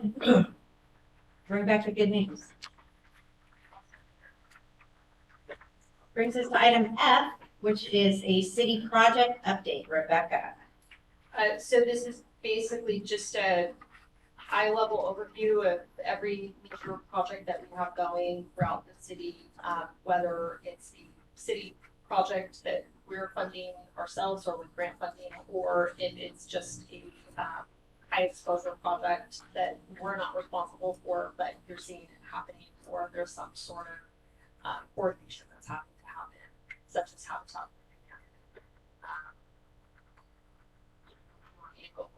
One, or questions about ones?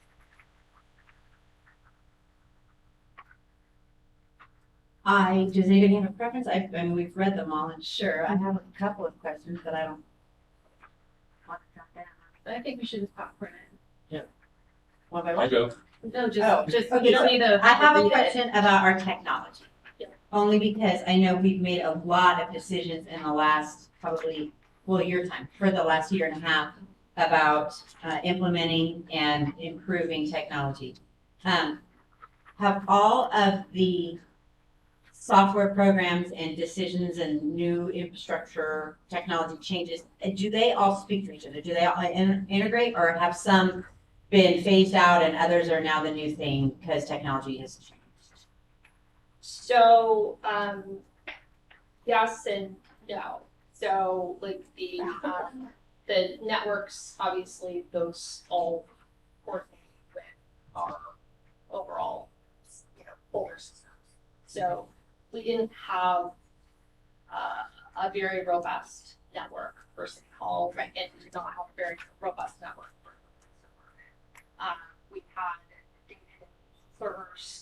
they were exposed. We couldn't update virus protection on the city call servers anymore, so that had to be done. That was paramount. Done right away. Microsoft 365, that is our email, our SharePoint, Word, or, all of those. So what you get in terms of your agenda, that is all going through SharePoint, and we're all connected on that. So we're using Word, we're using PowerPoint, we're using Excel, and that all is housed going through SharePoint. So that's how we have the agendas getting produced. That's how we have a lot of our product files. And then iWork is our development software, so that would be business licenses, building, implementing permits, code compliance. It is now the citizen engagement, and it will start pushing to work orders for public works and then infrastructure maintenance and traffic. So the nice part is with iWork, if there's a code compliance issue, violation on a property that wants to pull a business license, it immediately lets staff know. We didn't have that before. Or if you're trying to get a business license and there's a code compliance issue. So that is all together. That all speaks to one another. In theory, if an individual comes into City Hall to pull a business license for a storage container, and there's a code issue, they have to clear that code before they can move forward, no matter they're not related to totally. Okay. Yeah. Which that wasn't the case before. Sure. Because before you would have to go pull a file and physically look at it. If it wasn't documented well enough, you would miss it. So that is all together. Now the GIS data gathering, we don't have the GIS system right now, so that's the next piece we're looking at, and that GIS will actually work with iWork, all of the pieces of iWork, and then it will also interact. We can use it for a multitude of things, so we can pull information out of our financial system for CIP projects and put them on the map. The budget software that Michelle brought to you, that interacts with our financial software. And then, what else is there? And then Smartsheet. So as much as we can, where it makes sense for it to speak to one another, they do. And then with SharePoint, the nice part is it's kind of, we kind of almost treat it like our intranet. And so we can put all different apps in there that staff have access to all in one spot. So we try to make sure that everything is coordinated and collaborating as much as possible. Okay. So Rose, is there a human resources piece to this also where you can track that at this point? We will be attending the Springbrook conference next week, and that's one of the areas that I will be attending to see if we want to pick up that piece.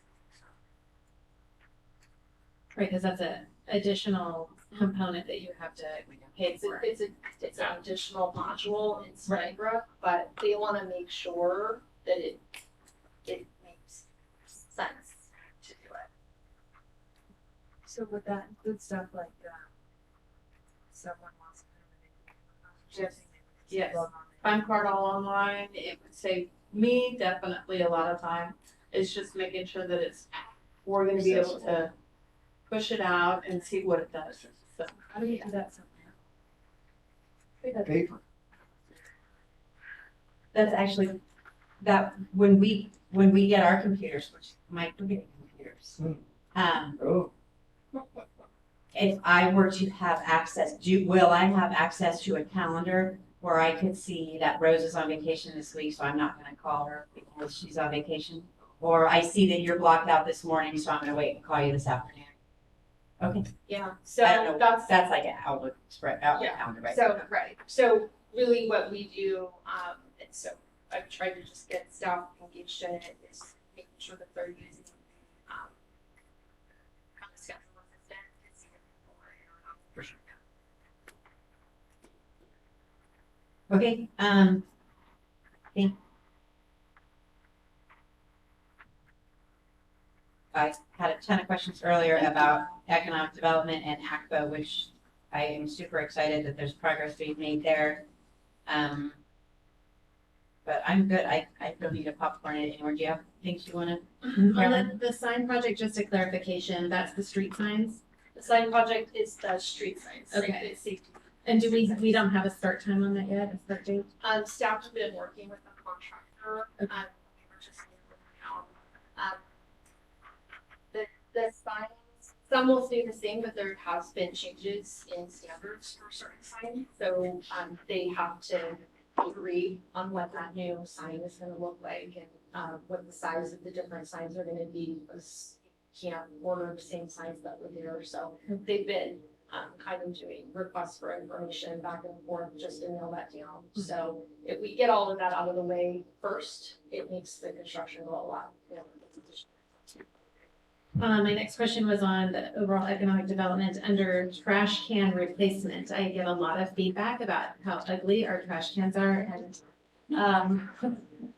and so I know that some of the issue is that they have to be compatible for Cal Waste to come and get them. And so but you need to balance that with aesthetics. Yes. So it's a whole trash talk. I talked to Talk to Jen trash. earlier because she brought up the same issue. Ah. So I think what ultimately is gonna happen, and I need to track down the right person at Cal Waste. My guess is they're not gonna pick up the trash, for those bins. And so. Because they'll be fixed. They will be That's the fixed. reason. Yeah. They will And- get the trash can out of the inside of the fixed bin. Okay. And so, but you're correct, and I think part of the issue with the current trash cans, not only are they dirty, they're relatively light, so Yeah. they just get kicked all over the place and people move them and then they're blocking the sidewalk. Well, So it's really easy to open them and just put all your All of garbage your in from your household house garbage, and then yes. close it back down, which I see a lot of too. Yeah, so if we do fixed aesthetic looking, garbage cans, which I gave Amy if she's still here, I gave her a whole catalog to look at. For planning, right? Yes, for garbage cans. Well, here, Amy. So part of this we'll probably swing it by the planning commission just to make sure it's in line. And then we would determine where's the best places for these to go, because we want them to be fixed. But that means, and Chris was very excited about this conversation too, that more than likely staff will have to actually go and pull the garbage out and then take it to our dumpster. Yeah. But I don't. But it does change the aesthetics of downtown. Yes. I mean, Yeah. my last question was the Hop and Shop. Mhm. So this is still some of that money that's left over from the last time, or is this a new incentive? Both. Okay. So you included $35,000 in this budget. And then there was $16,000 left over from previous. So, the buy one, get 50% off did not fare as well, obviously, as the buy one, get 100% off. So, I worked with ACPA and the recommendation is to do a buy one, get one. And, to coordinate it with kind of that holiday season launch. And then not do the whole new 35,000, but kind of break it up into different tranches. And so I'll work with ACPA a little bit Like more. over the year, like Valentine's Day, or like do it Yeah, all kind of in- what they think is best in terms of the businesses. On that, if you participated before, can you participate again? Yes, you can. Okay, great. What if you still have one in your wallet and you forgot to spend You it? should probably use that. Probably. Thank you. Just add more to it. I got an email that said You have a because balance. if you purchase, the part you purchase doesn't expire. The part that was donated to get the match, that does have an expiration. About 1 year, right? Yeah, I think so. So I actually got an email that said I had $16 left on my side to run down really fast and go buy something. terrible thing. Yeah. And then the business grant program, actually, this is my last one. So is that the 50K That's the 90. or the 90? And Okay. so, I've been talking to Jesse Gibbs and I'm doing some more research in terms of, well, what does that look like? And so, we're gonna come up with some ideas and some guidance, and then we'll bring that back to council. And then, just like the bench project. The bench project, I will be bringing forward to council guidance information in terms of what that means and what that looks like. Because we're basically granting a bench to a business owner.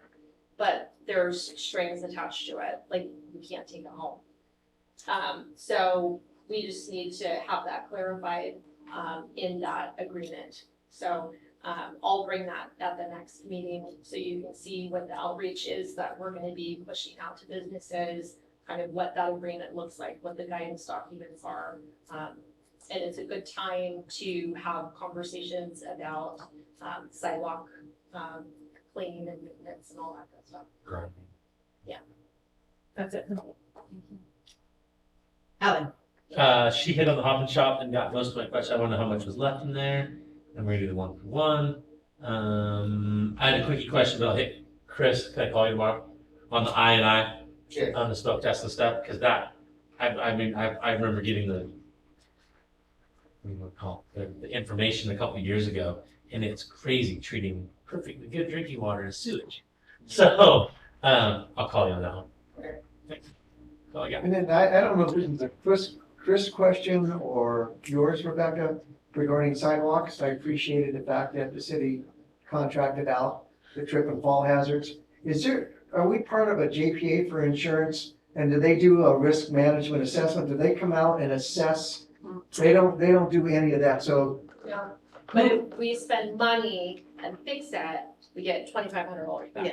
So. From the from the JPA. yeah. From your- Yeah. So do you have any staff that goes around and earmarks trips and fall hazards and anything like, We are low staffed. No. nothing like So, that? no, so it is something that we need to do. So the thing is, really, if you think, like, we've been here a long time, so the sidewalks downtown were pretty much the only sidewalks that you had for a really long time. Right. And then as development started happening, you get like a little section of sidewalk, right?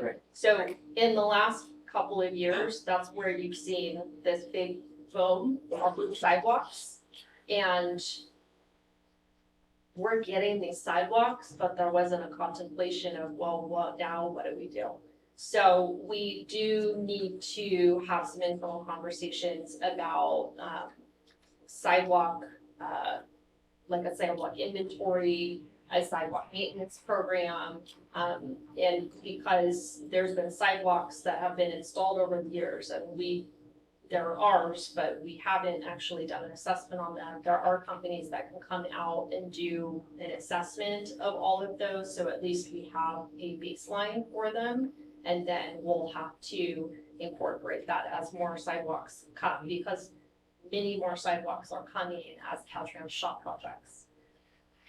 So is Caltrans responsible for, that was a grant, right, to put all those new sidewalks in by the high school and down Murphy's Grade and, right? So is that a Caltrans project that's gonna continue up? So the next phase is really, it's almost like two projects, but basically it would align with the whole roundabout effort, right? And it would go from that Francis Street all the way to Utica Park. And there will be bike and pedestrian on both sides of the road. So is there anything more coming up? I always call it Button Patch, Chevron, Mini Mart. Is there any work that's gonna happen there that's gonna connect that sidewalk in front of that business? Where Chevron is? Yeah, well, the one Mini across Mart. from Utica? The mini mart, no, the the mini one mart. across from the park. Across from. Right, the one across from Utica. Yes. Yeah, Yes. it connects all the way from where it's at now, all the way All the down. way down. All the way down. Like to from the church all the way downtown. down, right? Okay. So when you Okay. hit there will be a distinct line where it all ends. Okay. So the old Napa building and the mortuary, no more sidewalks. But everything from there going north will all have sidewalks and bike trails. All the way to Capella. Okay. Because there was a shop class on that from down that way. Yeah. So, and then like in front of Bretta's building, the set of stairs and stuff, I mean, is there any talk about making that ADA compatible or doing something different with that area in front? Like if we're gonna do sidewalks or anything, or not at this Her point? ADA compliance is on the side, not the stairs from the front, but from the parking lot. Make Both sure. sides. No, not the. Oh, you're talking about Mingo's. Talking about Mingo, I'm Mingo. talking about Mingo's in that area. Is there any Where talk? JJ Luley used to be up in there. Right. Yeah, no. And so that's where, Kathy had brought up the Main Street plan. So there's a Main Street plan, I think that was done in 2012. Okay. And that does contemplate various elements of downtown. But again, it needs to be grant funded or we have to self-fund. So it was basically a plan to try to use that as leverage to apply for various grants. It's 2012, so we need to update it because it doesn't conform to the current standards of planning grants. So that is an element that we will be looking at getting updated as well. And you did talk to Caltrans about safety downtown, which kind of plays into that sidewalk. Yes, piece of it. they're willing to look at the crosswalks. Right. And they're willing to look at the lighting. Okay. But they don't have any plans either even on the horizon to do any their construction down there. So when you talk about Caltrans is willing to look at the crosswalks, are they willing to replace our current crosswalks with those visual signs that someone is crossing? Those flashing lights? They're willing to potentially talk about it. So for right now, they want to do kind of the least, like paint, put reflective paint on the ground. Maybe some signs, there's not gonna be like flashing lights or anything, but potentially something like that. But they don't have anything in the works and so basically they look at it more as like maybe a low impact maintenance project at this point. But I think, it's just making sure we're continuing to have that conversation in terms of safety. I appreciate that. It's a huge safety concern. When they're darting past cars that are parked and you're going through and all of a sudden there's someone in the crosswalk and People go too fast through there anyway. and people go too fast through anyway. Yes. But thank you. I mean, that would be something that I hope Caltrans realizes needs to be more than just what they're proposing to protect life. I had a question that's not on here, and it was about holiday decor. So, Well, I didn't write it down, but I thought of it earlier. yeah. So Public Works is getting the link across, because we had talked about potentially replacing those Flags flag that goes across, because they're very aged. So they're gonna get the benefits for that. ACPA had found these Christmas tree decoration Large. kind of things, Yeah. big ones, and they have these hooks on the side. So if you look at the black light poles, they've got arms that stick out that I never noticed. Those would hang on them. We don't know why they stopped getting hung up. They're ACPA's decoration, so we don't know if just there was a change in ACPA and they stopped, or if Caltrans told us we couldn't put them up because they're very specific about certain colors that are on the And out street. certain lights and stuff up there. Yeah, so Do they light it, those trees? I don't think they do. Sometimes they do. I think. Okay, so maybe that was I don't know. So what we're doing is we're taking pictures of the decorations. Caitlin is gonna get a hold of Caltrans and then have them take a look at them to give us a yay or a nay, just so we can make sure they weren't the ones that told us, because there's no historical knowledge in terms of why it stopped. So we just don't know if it was a change in ACPA and just everybody forgot that they were stuffed in a garage, or if it was a. These were the ones that they found at the museum, right? Yes. They were actually in a room or a It was closet. bought 22 years ago. Wow. And they are gardens, we have gardens too, and it's green and red, so that's the color. So we're gonna try to get to the bottom of it, so if they can go up, then by all means, I talked to Aqua and said, if we can get, if Caltrans gives the blessing, by all means, if you wanna stick them up, just like they handle the bows and the bows, put those up too. But we wanna make sure Caltrans doesn't tell us to go take them all down. Yeah, and if they don't work for Caltrans, maybe Aqua can sell them to a city that can use them. And move them out of that storage area, because Martin did say he needs that area for winter work, would be great. But anyway, I don't know how long they've been in that room. 22 years. No, that's great conversation. Here we are in October talking about Halloween, or I'm sorry, Christmas decorations, when we usually wait until November, December and start talking about that. So if you're doing your Christmas parade on like the 25th, you're gonna need to have this up by then, right? Sooner than later, yeah. Yeah, Did there's a you have a problem question? maintaining it. Yeah, we So- don't have. Go ahead. Okay. Does that involve? Okay, Lord, yes. Right. It's the really heavy, yeah. There's no way that. How high are they up there? Yeah, yes. How high on the light pole is it up there?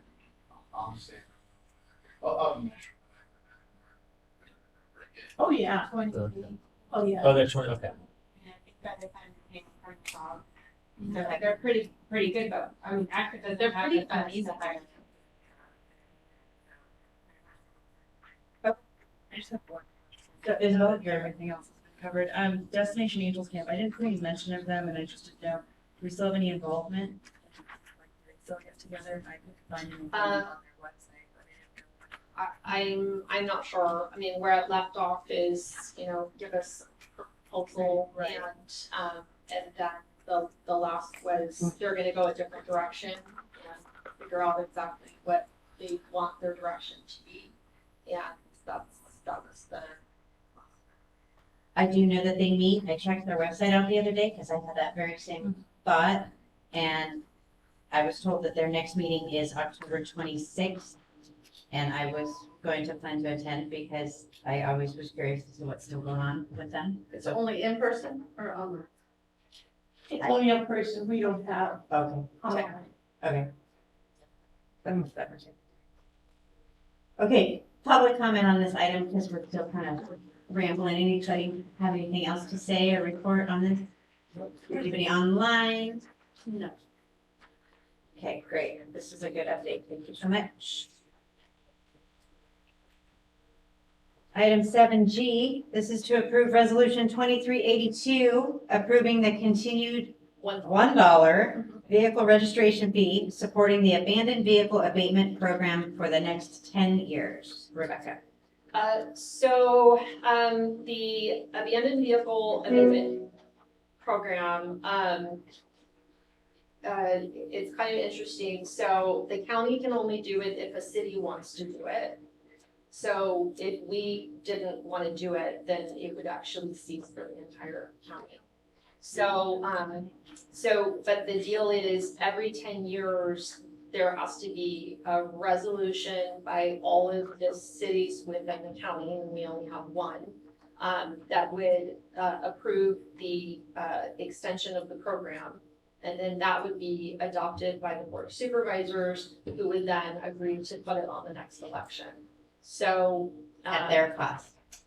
It is I think it's a shared cost, but it would be a combination, one. So the AVA program is a lifesaver for us and for the county. It's one of the only tools that's available to deal with abandoned vehicles on private property. That's it. So if you have, an abandoned vehicle and it's a code violation issue, it's been abandoned, you can't assign that vehicle to someone, then the code compliance can actually utilize the abandoned vehicle abatement program to fund for the removal of that vehicle. And they'll tow it, go to a dismantler and be done with it. So it's a huge benefit to property owners, because there are times where people will dump vehicles on their private property. We just had one, over at, where Rod's Grill was, and a truck that was missing parts was abandoned there. That is not the property owner's vehicle, it was a vehicle that was abandoned. So ADA was able to deal with that. I think, this actually, I believe, based on the meeting that I was at recently at Calaveras County, I believe that this was on the ballot for Amador County and it failed. And the reason is people just see this and they think it's something new. This is not new. This is an extension of a program that's already been in existence for a really long time. And there is an absolute benefit to the city of having this program. If we didn't have this program, then there is no way to pay. Well, we would have to absorb We the would have to costs absorb if the costs. that's what the route you have to go. So, and it's pretty significant. So all this is us agreeing that we want to continue to extend the program for another 10 years, that you are, you're agreeing to that we want to have this resolution given to the board clerk to put as part of their packet, and that it would be held on the March 2024 election. Is it a 2/3 or 55%? Do you know, Rebecca? I am not positive. The county council didn't specify on that. Has it always been $1? Yeah. So it's not even increasing? It's not increasing. That was good, 41. That's I was thinking 41. I know, right? Yeah. Do you know, I mean, approximately how much money that generates for you folks? I mean, so it's every registered vehicle in Calaveras County, right? Wow. Yeah. Wow. It's a decent amount, so, and like right now, we just assumed no revenue was gonna come in this year, because, you know, so, I mean, they have reserves to make it for like another year beyond this year, if I'm not good. So, they're working to, the county's working to set up an actual website for their ADA, because they don't currently have one. And if they can do that, then we would put it on our website to point people there. But I think the biggest thing is if people ask you about it, it's not a new fee. It's not an increase in the fee. It's an existing fee structure that's already there, and it is a very used program in the city and in the county. I think it's at 2010. Yeah. 2012. So I'm assuming those funds are collected at the county and then they're split off and then a portion of those. So it all stays with the ABA. So Well, that's what I- basically, it's a separate board. And Okay. so, it's a weird board because there's the county administrator and then there's the city administrator. That's it. Just the two of Just you. the two of us. So it makes it really interesting because I make the motion or she makes the motion and that's all you got. Guys, for lack of a second. Yeah. So you have the code compliance staff there, the Okay. building official is there, the county council is there, just, you know, because they're kind of doing the work. They do a contract, so basically the ADA does a contract for a dismantler, a tow hauler. Okay. Yeah. See. So they went out, I can't remember when, and they did basically like an RFP for, you know, identifying someone. So that tow hauler gets all of the Okay. ADA work. And then if we have an issue here in the city, we contact code compliance and then they handle they'll tag it and then tow it. So if we were to pass this and the county doesn't, it just dies. And then if we were to pass this and the county does, it goes to election, and if it doesn't pass, it dies. And without this, we really don't have any mechanism in place to abate or to tow abandoned vehicles. So if you No. general fund. Except for, General fund, and then trying to get them off private property. Because there's no so project. public, if they're If it's parked public, on, which the rods here was, okay. that's private. Private. And I guess where my only confusion on this is, if it's a vehicle that has a plate on it, and if it's on private or public or no matter where, that registered owner should be responsible even if they've abandoned it. Are these likely vehicles without, you can't tie to a You can't registered tie to a owner? registered owner. And we have, okay, That's the deal. In order for it to be abandoned, you cannot tie it can't to a tie it registered to a owner. person. So if you can tie it to somebody, then it's considered not abandoned. Because of their register. So if this doesn't pass, or if the public doesn't vote for this, then that fee will no longer be on the DMV registration, Correct. like it's always been for 10 years. Well, I noticed a difference in my film. I had a question on the date. It's on the back page of the thing. It says the current AVA fee is set to sunset on June 30th, 2023. Is that the correct date? It did, Oh, it did sunset. Okay. yeah, so we budgeted nothing. So ABA has nothing budgeted for revenue coming into the fiscal year at all, Okay. because it's sunsetted. And so in order to get it going, they needed to do this election. They didn't want to do it last year? I think there's been changes with ABA and requiring this, and then we just had changes in staff at the county that they weren't necessarily following every aspect of it.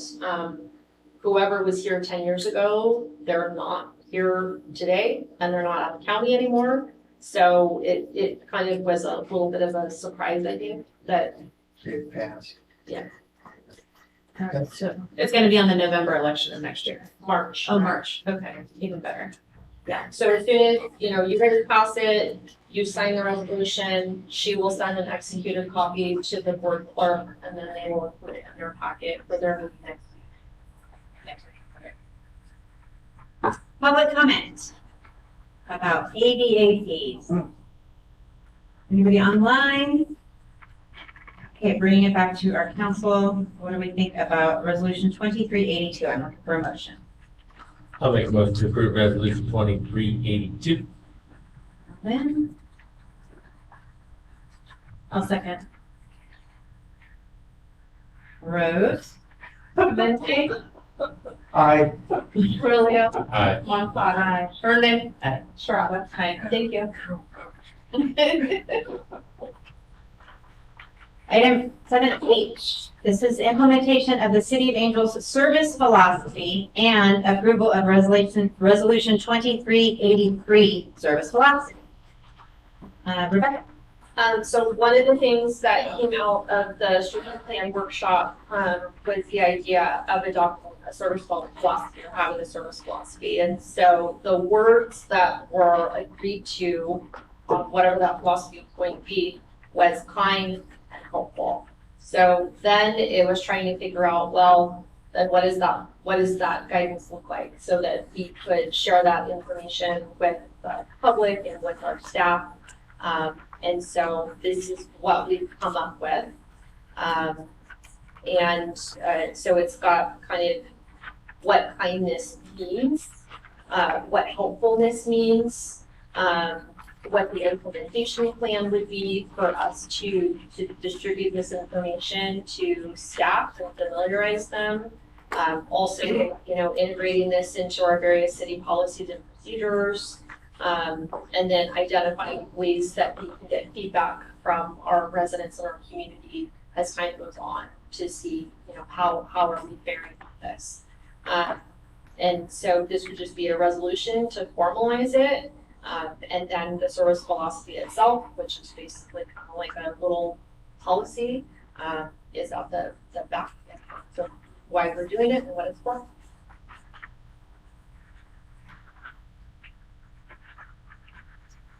Questions and comments? I really like this, and I know it's currently our current practice, and we just put into words what we're currently doing. Yeah. Yes.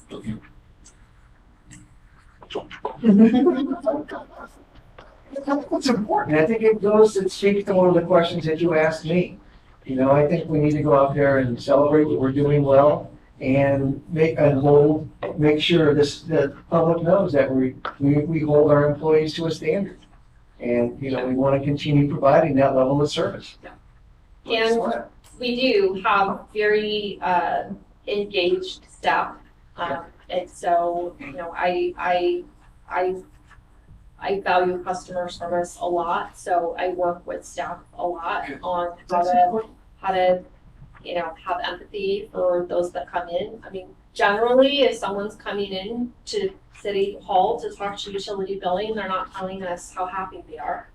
And, you know, if they're submitting a code compliance complaint, or, you know, if something didn't go the way that they wanted to on their building permit or their business license or whatever it is, we don't get a ton of good job, great, thank you. We get, you know, frustrations. And so just, you know, trying to make sure that staff kind of put yourselves in the other person's, you know, shoes, I think helps. So I think this is just kind of a reminder, just to kind of make sure your thumb is on the pulse and remember.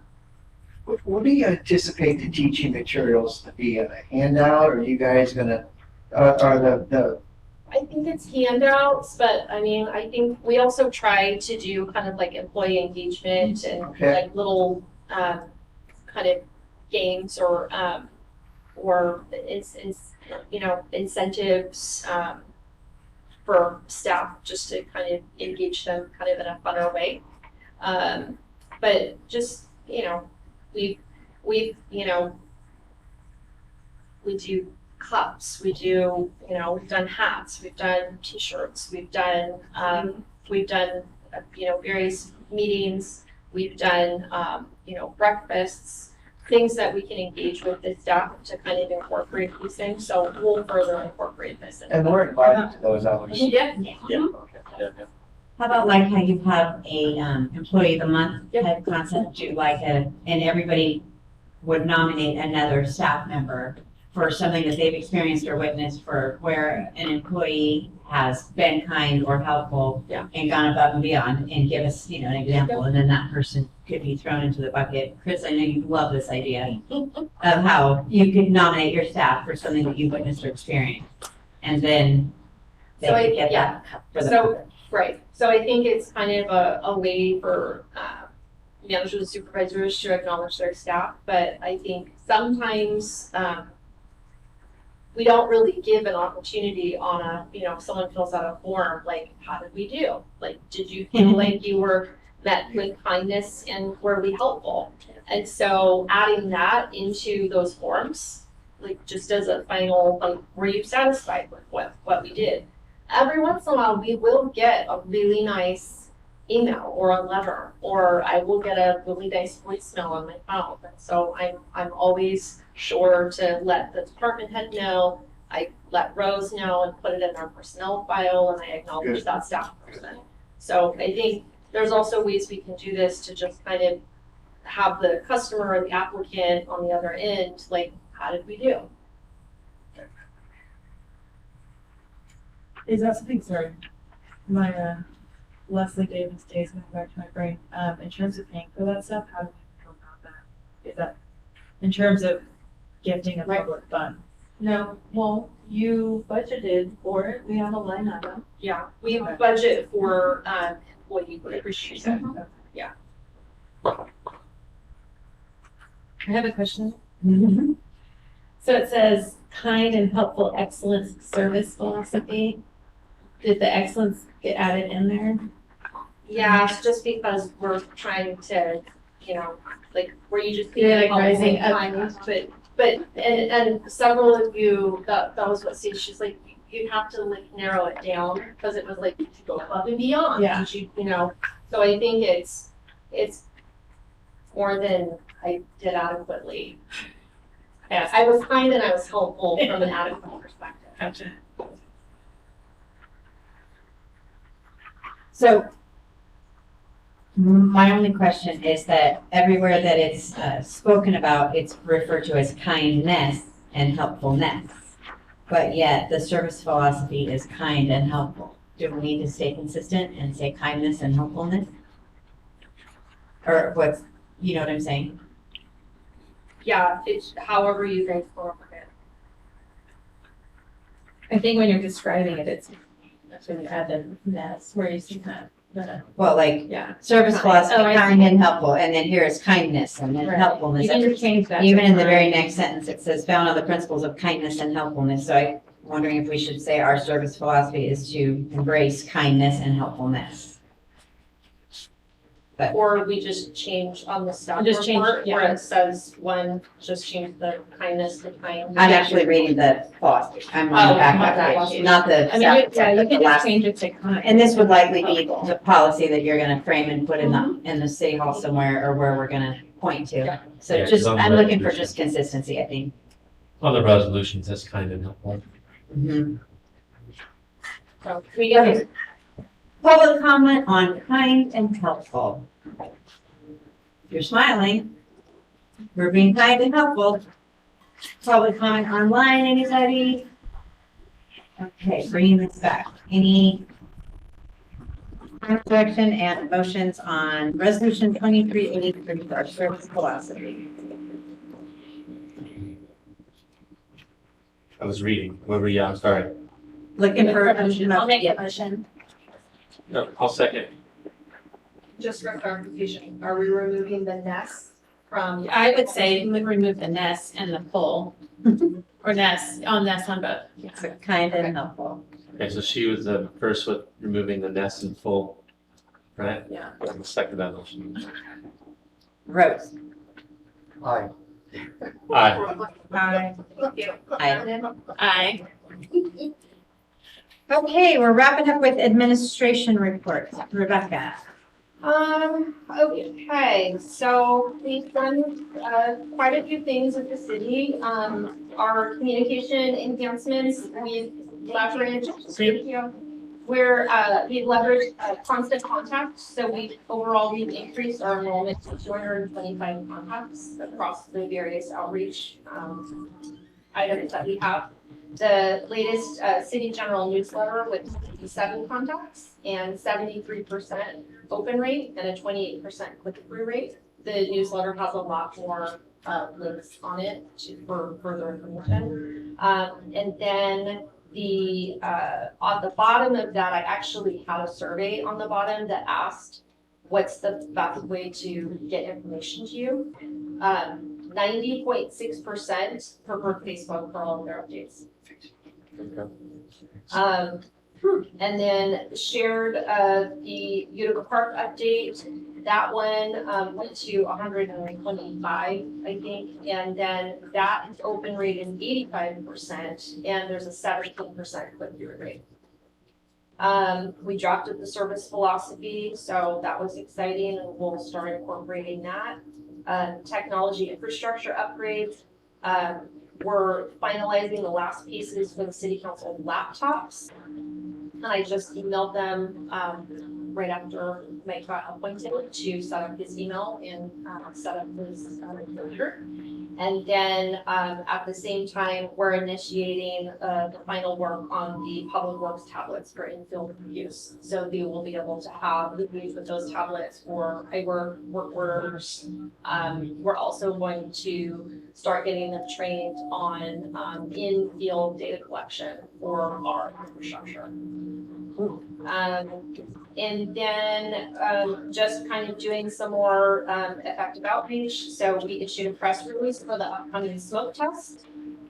And we're ensuring that we're covering all various channels of where we can get that out. We did a press release, we put it on our website, we issued it through Facebook, and then we did an IVR. So if you live somewhere in the area where you're likely to see smoke, then you're getting a phone call. So I got we're mine not today. we're not getting a phone call. We're way on the other side. You're not getting a phone call. I did, it was kind of like a robot Yep. sounding, but not, I didn't hang up, but I clearly identified that this call is coming from the City of Angels, and that kept me on the phone, because otherwise, and it was a local number, it said Angels Camp, it wasn't a 736 number, but it it made me answer. It wasn't spam, or it didn't make me want to hang up like I usually do. And it was very informative. It said you are within this proximity and you're going to experience this on Thursday, and it's right behind Cal Lumber and all this information. So, and it said, please don't report a fire. You will see smoke. You will see smoke in the area, but please don't report. Did you get the call? Yeah. He got the first one yesterday, and so we tweaked it today. So, Sorry, I didn't answer. and then Chris and myself are working with Joel Metzger, the general manager of the Water and Power Authority, to do a joint press release for the upcoming outage for the maintenance. So we should be able to have that released, I'm hoping, by tomorrow. That's in November, right? No, it's the end of this month. October 31st, November 1st. And that's to conserve for the month because of the shutdown. Correct. So, if you recall, we adopted a conservation policy. And so it's based on the conservation level is dependent on the stage that we would be in. Based on the stage that we would be in, meaning we will have no water coming to us for 3 full days. And the levels of water that Chris needs to have, not only for potential fire, he has to keep so much level in the tank so that we wouldn't have to issue a citywide boil water notice. And then also just being conservative, we have to assume everything's not gonna go quite right. I could have a water main leak. I could have a sewer line issue, which is gonna force us to actually have to do flushing. So I can't assume none of those things are happening. If you recall, it was either earlier this year or last year, I had an 8-inch water main break, and then within 7 days, I had a 6-inch water main break. So, and those were on kind of newer infrastructure areas. So we're just we're gonna cross our fingers, we're going to hope for the best, but we're gonna plan for the worst. And so because of that, we would be asking people to conserve, do not water your plants, no irrigation watering whatsoever at all, don't water your cars. And you're going to clearly state to these folks that this is a maintenance preventative. Yes. No one's going to So think it's. that's why I wanted to make sure that Utica was part of that messaging, so it's clear why this is happening, what the maintenance is for, what they're doing it for. And then if customers have questions, they can call Joel, they can call me. So we'll be available to answer any other questions. So we'll do a press release. We'll put it at the post offices. We will put it on our website. We'll put it on social media, and we'll probably do another press release just so it kind of gets out there a couple of things. And then for the one other kind of big change, we have historically done that if you didn't pull a building permit and we find that you're building without a building permit, we've historically said, okay, go get your building permit. You can keep going, go get your building permit. People aren't complying with that, so they're continuing to build and then they're not coming to get their building permit. Or they come to get their building permit, they submit their plans, and then they walk out the door and they never respond to the comments, they don't finish it, and they continue to build. So the building official has given clear direction to the building inspector and code compliance. If you see building occurring and there's no building permit, it's a stop work. And they stop work until they come in, get the building permit, and then they need to stay in compliance with the building permit. And then, if you recall, you approved doubling of fees if you're gonna build without a permit. We're talking about accessory buildings, not houses, right? All of the above. They never get hooked up to PG&E without a building permit. You can do remodels, you can, there's all sorts of stuff. Oh, sure, no, you could. Yeah. Right, but is that very prevalent? Yeah. But we could build 200 square feet. You'd be surprised what happened last week. They're using a bicycle to Yeah, power their house. Solar or something. Yeah, so if you hear people grumbling or complaining, because they're getting stop work orders, that's why. So so just let me know. And then we're just gonna continue with constant contact for that kind of effective communication. It seems like that's going really well. A lot of people are signing up for that and they're engaging on that level of communication. And then we are going to also explore some strategies to improve survey participation and gather resident feedback. So we'll try to figure out what's the best way to do that as well. It could be through constant contact, but like I said, we might also put information on the bottom of various forms, building inspections or anything.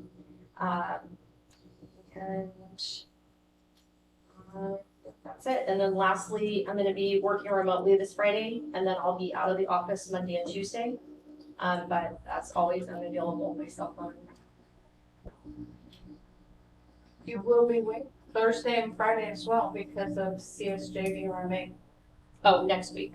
Oh, next week, yes, yes. And then, so the next week I'm going to a conference, for our pool, and they're going to a conference for. She has to attend, and otherwise we will get fined. Normally it's me going, so she has, and unfortunately she has to go 2 days, so. So what JPA insurance do we belong to? What's the acronym? Central Valley San Joaquin Risk Management Authority. So, and their meetings are like Fresno, Selma, so yeah.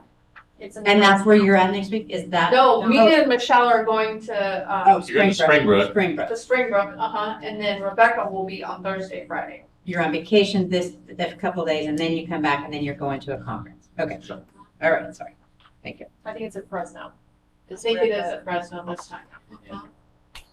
Fun Fresno. Okay, thank you for the administration report. Council report. Going to start with Caroline. I had a museum foundation meeting on October 5th. They're looking at various ways to bring in new funding with their membership program. So there's some discussion that came back to Martin because he wasn't able to attend. And so they're waiting on his input on that before they move forward, which they want to launch this membership program, I believe, as soon as possible, but definitely for November, December, because that's when everyone generally does their giving.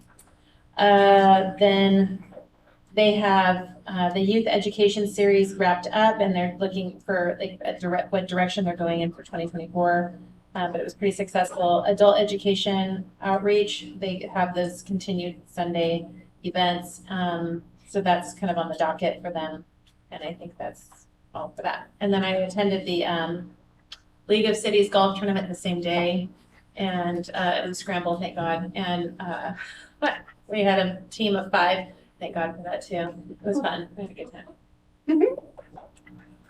Okay, for myself, I don't have anything to have reported, but I am leaving tomorrow to go to Cal in Monterey for the Cal conference. Oh, is that where Tony? That's where Tony's going. Yeah, is he going? He is. He's on his way today. Okay, yeah. I'm leaving it. So he was pretty excited about going, but I was a little concerned. He said he had been. I don't know. He cannot drive. So you cannot drive. But I think Carol was probably driving. I don't know. But he said if he didn't go to this, that he would just go backwards in his health. So he needed to. I think it's wonderful. I'm surprised we haven't gotten any phone calls about driving him to or from, because usually we're in the taxi cab, but that's awesome. So yeah, I think it's Tony, myself, I believe Gary Tofanelli, Anita Pack. Diane is going, she's the new clerk. Diane Severett is the new, she's going as an invite from Cal. She's our, going on, we're wearing 2 hats. So yeah, there's a few of us going. Cool. I'll see you there too. All right, yes, and then I'll see you there. And I know I'm getting so many emails about all the things I gotta do when I'm there, so. Okay, that's me.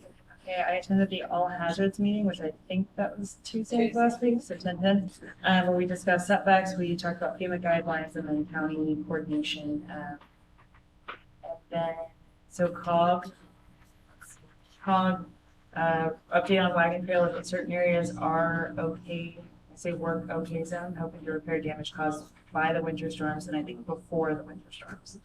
And then there's plan for underground work in Arnold from PG&E that has been received, and as more information becomes available, we'll make everyone aware of that. It's okay to let the public know, and that's a note. And then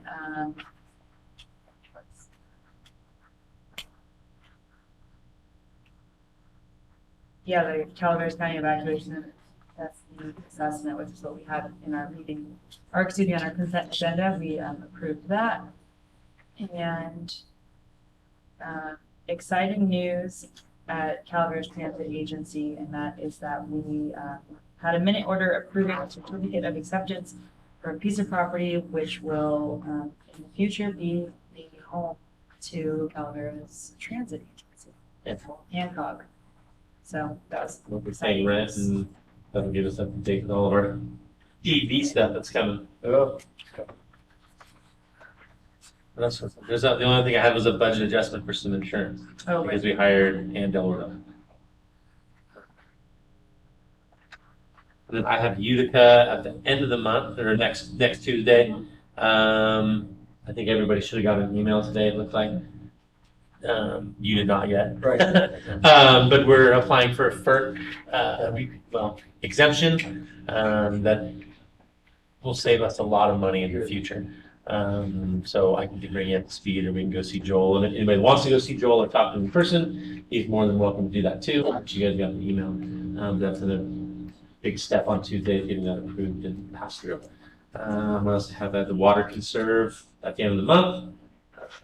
Can you think off the top of your head what we can tell the public about what the improvements are? I mean, everything's an improvement during the shut off or maintenance. But what I know they're doing Ross Reservoir. Ross Reservoir, well, 3/4 mile has, which is the flume on the side of the mountain, and look at pictures online in Utica, you'll see them at the webpage. I want to say there's 400 feet, 300 and something feet that was actually falling apart, and they went up and they trimmed underneath it, but it is ready to fall off. So that was one major project. Frank is doing a bunch of stuff with the hydro plants. Replacing the governor, and some transfer switches, and then there's shotcrete going in, which is part of the Angels outage, and there is some flume repair, I think, as part of the Angels outage too. And normally it's only a 1-day outage, but there's so many feet of it, it's going to take a couple days. And I know Chris worked with them, and I don't know, they figured out how many feet of water are up there, and if we got to dam it up a little bit, fill a little extra, and pump around. What fills in the storage is not even 3 days worth, right? No. So we have to do an alternate. So there's different ponds. We're basically filling up everything we possibly can in addition to the tank. Yes, and then conservation. And so with all of that, we'll be fine. Chris did the calculations, 2.7 days. How much room for error? Whatever the heck it was. What 3 days turns into 4, or what it? Do we have little room for error? No, not really. Utica has pumps while he's coming around the horn. Oh, I hear that. I'm just trying to kind of preventatively think out loud. We are filling the 4-day, which will give us about an additional day if it goes a little further than what they're expecting. Mm-hmm. I'm also cleaning out our sedimentation basin, which I can pump down, which also will give us about another day. So I probably got about 5 days worth, but I don't push it that far. Right. If I get below 16 feet in that tank, that cuts into our contact time for chlorine disinfection. And that's when we start looking at boil water notices and things like that. Okay. And the inlet it's only a third of the way down, so we could pump. I don't know. Our intake is about 2.5 feet below the surface in the 4-bay itself. So if we suck out the 2.5 feet, then we have to install a pump to pump the rest into the intake. Right. So I mean, we do have some options. We have some things in place Do you And it- sleep through all this, or are you up all night freaking out? He never sleeps I anyways. don't hardly sleep. Because this is, it's a little unnerving. Do we do notices like at Trend West or World Mark or whatever? So the notices should go up. And all in like Best Western, because there's a lot of people who wouldn't know, and they're just gonna And take wouldn't showers care. for days, yeah. Don't fill the pools. And he went off the average usage of the last I went year off or the two. average usage for the past 4 years. 4 years Okay. it was, yeah. Well, knock on wood, let's hope that winter will come and people will have all turned their sprinklers off already, because I know I'm getting ready to turn mine off. I'm just waiting for this last little. I have been assured by Joel and Kyle. his staff, Kyle, that if it does go sideways, they will have a pump available, and it'll build a coffer dam to be able to bypass whatever their work is. Okay. Right. So Okay. there, Thank you there for are that. contingencies. Yeah, Kyle and you guys have been working, yeah, so thank you. Yeah. Yeah, thank you for that. So- Trying to do contingencies upon contingencies, just in case. For sure. And Right. then, you know, if we were to have a water event, right, or if there was to be a fire, then, you know, that's gonna be, you know, 1 or 2 of our 5. And so so we're just trying to, Bigger picture, we need more storage. we do. Yeah, actually, very, very picture. Amen. That is a good, comment on the hotels though, so, Yeah, it is. that one. the press releases will make sure that staff can deliver those to the. Yeah, because our residents know how to hunker down and deal with this. It's all the guests, it's all the out of towners who are gonna be like, what are you talking about? And I'm just, it's in the pool, I need a shower. Yeah. So we will do IVR, we will do press releases, we will do post office, but we will also make sure that we deliver the press releases directly to some of those hotels. Okay. That's all right. And then, Mike, I don't think you have any update. No, I just want to thank all of you for the opportunity to serve with you. The little bit that we've been together, I'm going to enjoy this very much. You guys can put up with my questions, I'm going to enjoy it. So is there any way we can't address his future? No, we have, We're gonna I'll have bring to it. agendize that? Yeah, So I'll bring yeah, it all the back. reporting that we just did about all the boards Okay. that we're on, you're gonna get to join your, I will be assigned, you're saying. yeah. Yeah. Oh, I'm so excited. So that'll be. And I Can he think sit in because we're so tomorrow's close- meeting?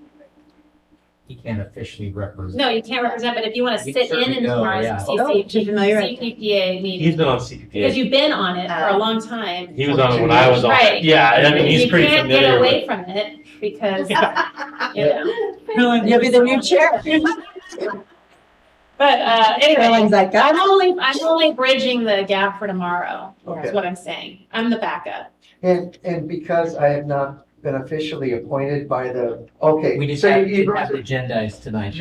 Right. And so you go through a reorganizational meeting, basically? Yeah, in in case December, we have to move and things then around. you Yeah, 'cause decide. we took on Gretel's stuff, so Okay. Yeah, Okay. so I will bring that back, but with it November being, 7th. yeah, closer to the end of the year, you usually reappoint in January, so Anyway. maybe just extend it, but of course, maybe Yeah, we'll switch see it how up much as well. Caroline wants to So, take on. Okay. okay, just a thought. So let's talk calendar, right? Yes, so the solid waste task force meeting. What? When is that? Yeah, you didn't mention it, and I'm like, oh, she may not know. It's in my calendar. Okay, so the UWPA you mentioned. Yeah. I got CCPA tomorrow. Yes, Okay. CPPA. Whatever that is, yeah, Mhm, yep. PPA. There's public comment. COG on the 1st, museum on the 2nd, and then planning meeting on the 9th. And I have another, that Calaveras, no, Central Sierra Economic Development is doing a special meeting. Yeah, And they just sent me that invite, so. so what day is that? Yeah, I don't remember. I have the 16th for them, so. It's special? It's now buried in my calendar, so Oh, okay. I'll have to. Whatever, email it to just you. let me know. And then, of course, we have tomorrow's Utica Park meeting. And I have Calaveras. So It's on Halloween. On Halloween, okay. Ew. One other question, I did have, legal staff contact me with the holidays coming up. They wanted to make sure that we were still going to have our meetings. We didn't change anything in November with Thanksgiving being 2 days. We had already done that. I thought, yeah, I thought We, long ago, we Did we? decided I thought that we we did it were like the 4th of canceling. July. and November at the same time, but Right. We're not having a second meeting in November. Okay, thank We you. only have I November moved it March, 7th. So. Right, only the 7th. And then December is the 5th and the 19th because it's not that close. Right. Perfect. So Okay, we did, thank you for that. you thought of it like 3 or 4 months ago. I know, I did, but I don't. you did it like the Yeah. Okay, item 11 is future agenda items. We just talked about So one. We'll have, council appointments, we'll have the 2 ordinances that were continued. I have an MOU with UD, so it's similar to the one that we did with, Utica, which is just if there's an emergency or an operational need, we can share. Mutual aid between agencies. So that's on there, Jessica and I are working on that one. Legal counsel has been reviewing a social media policy. So hopefully we can have that. And then there was also a Zoom bombing, policy that we should probably, take a look at. And, since we have Whoever thought you would have seen that? and then since we have a full council, I think just having discussion and direction, I think what would be helpful is, what we do not have here at the city, and I'm not aware if we have them in the past, are special committees. So that would be where it's a 2-member, panel. And so at some cities, they'll have like a land use special committee, or they'll have they'll have an employee. There was something, but yeah. They'll have that was a while a finance one. They'll have there's a list of ones that are out there, and I think just having a conversation about those, because I think it would help, just kind of if you're looking for more information, and it gives council the opportunity to spend really specific time kind of weeding through that. And I think for land use purposes, it would be really helpful if we can have those conversations before we're taking something to planning commission, as opposed to going to planning commission, then coming to council, and then, you guys going, it's not exactly what we were looking for. So if we kind of have a kind of pregame conversation, they would be agendized meetings. But I think there might be some benefit to them. So I would just ask if we can have just a discussion and direction, if you guys have any interest in that at the next meeting, and you either do or you don't. Well, can you come up with a list of those committees that you think would be appropriate, Yeah. or that you need, that you think that there's a need for? Okay. So Rebecca, along with yourself, does who and Rose, you sit in on negotiations with is there just one unit In the past, I have sat in with with negotiations. negotiations? It was, in the past, it was the city administrator, myself, the admin services director, which we do not have that position anymore. It has changed to the finance director, so, and then legal. Mhm. So there hasn't been a council person No. on it? Hey, any other future agenda items? Anybody have any to add? Okay, I think we're ready for a motion for adjournment. So much. Second. Shemente? Raleigh? Curtin? Aye. Gerard? Aye. Thank you. Thank you.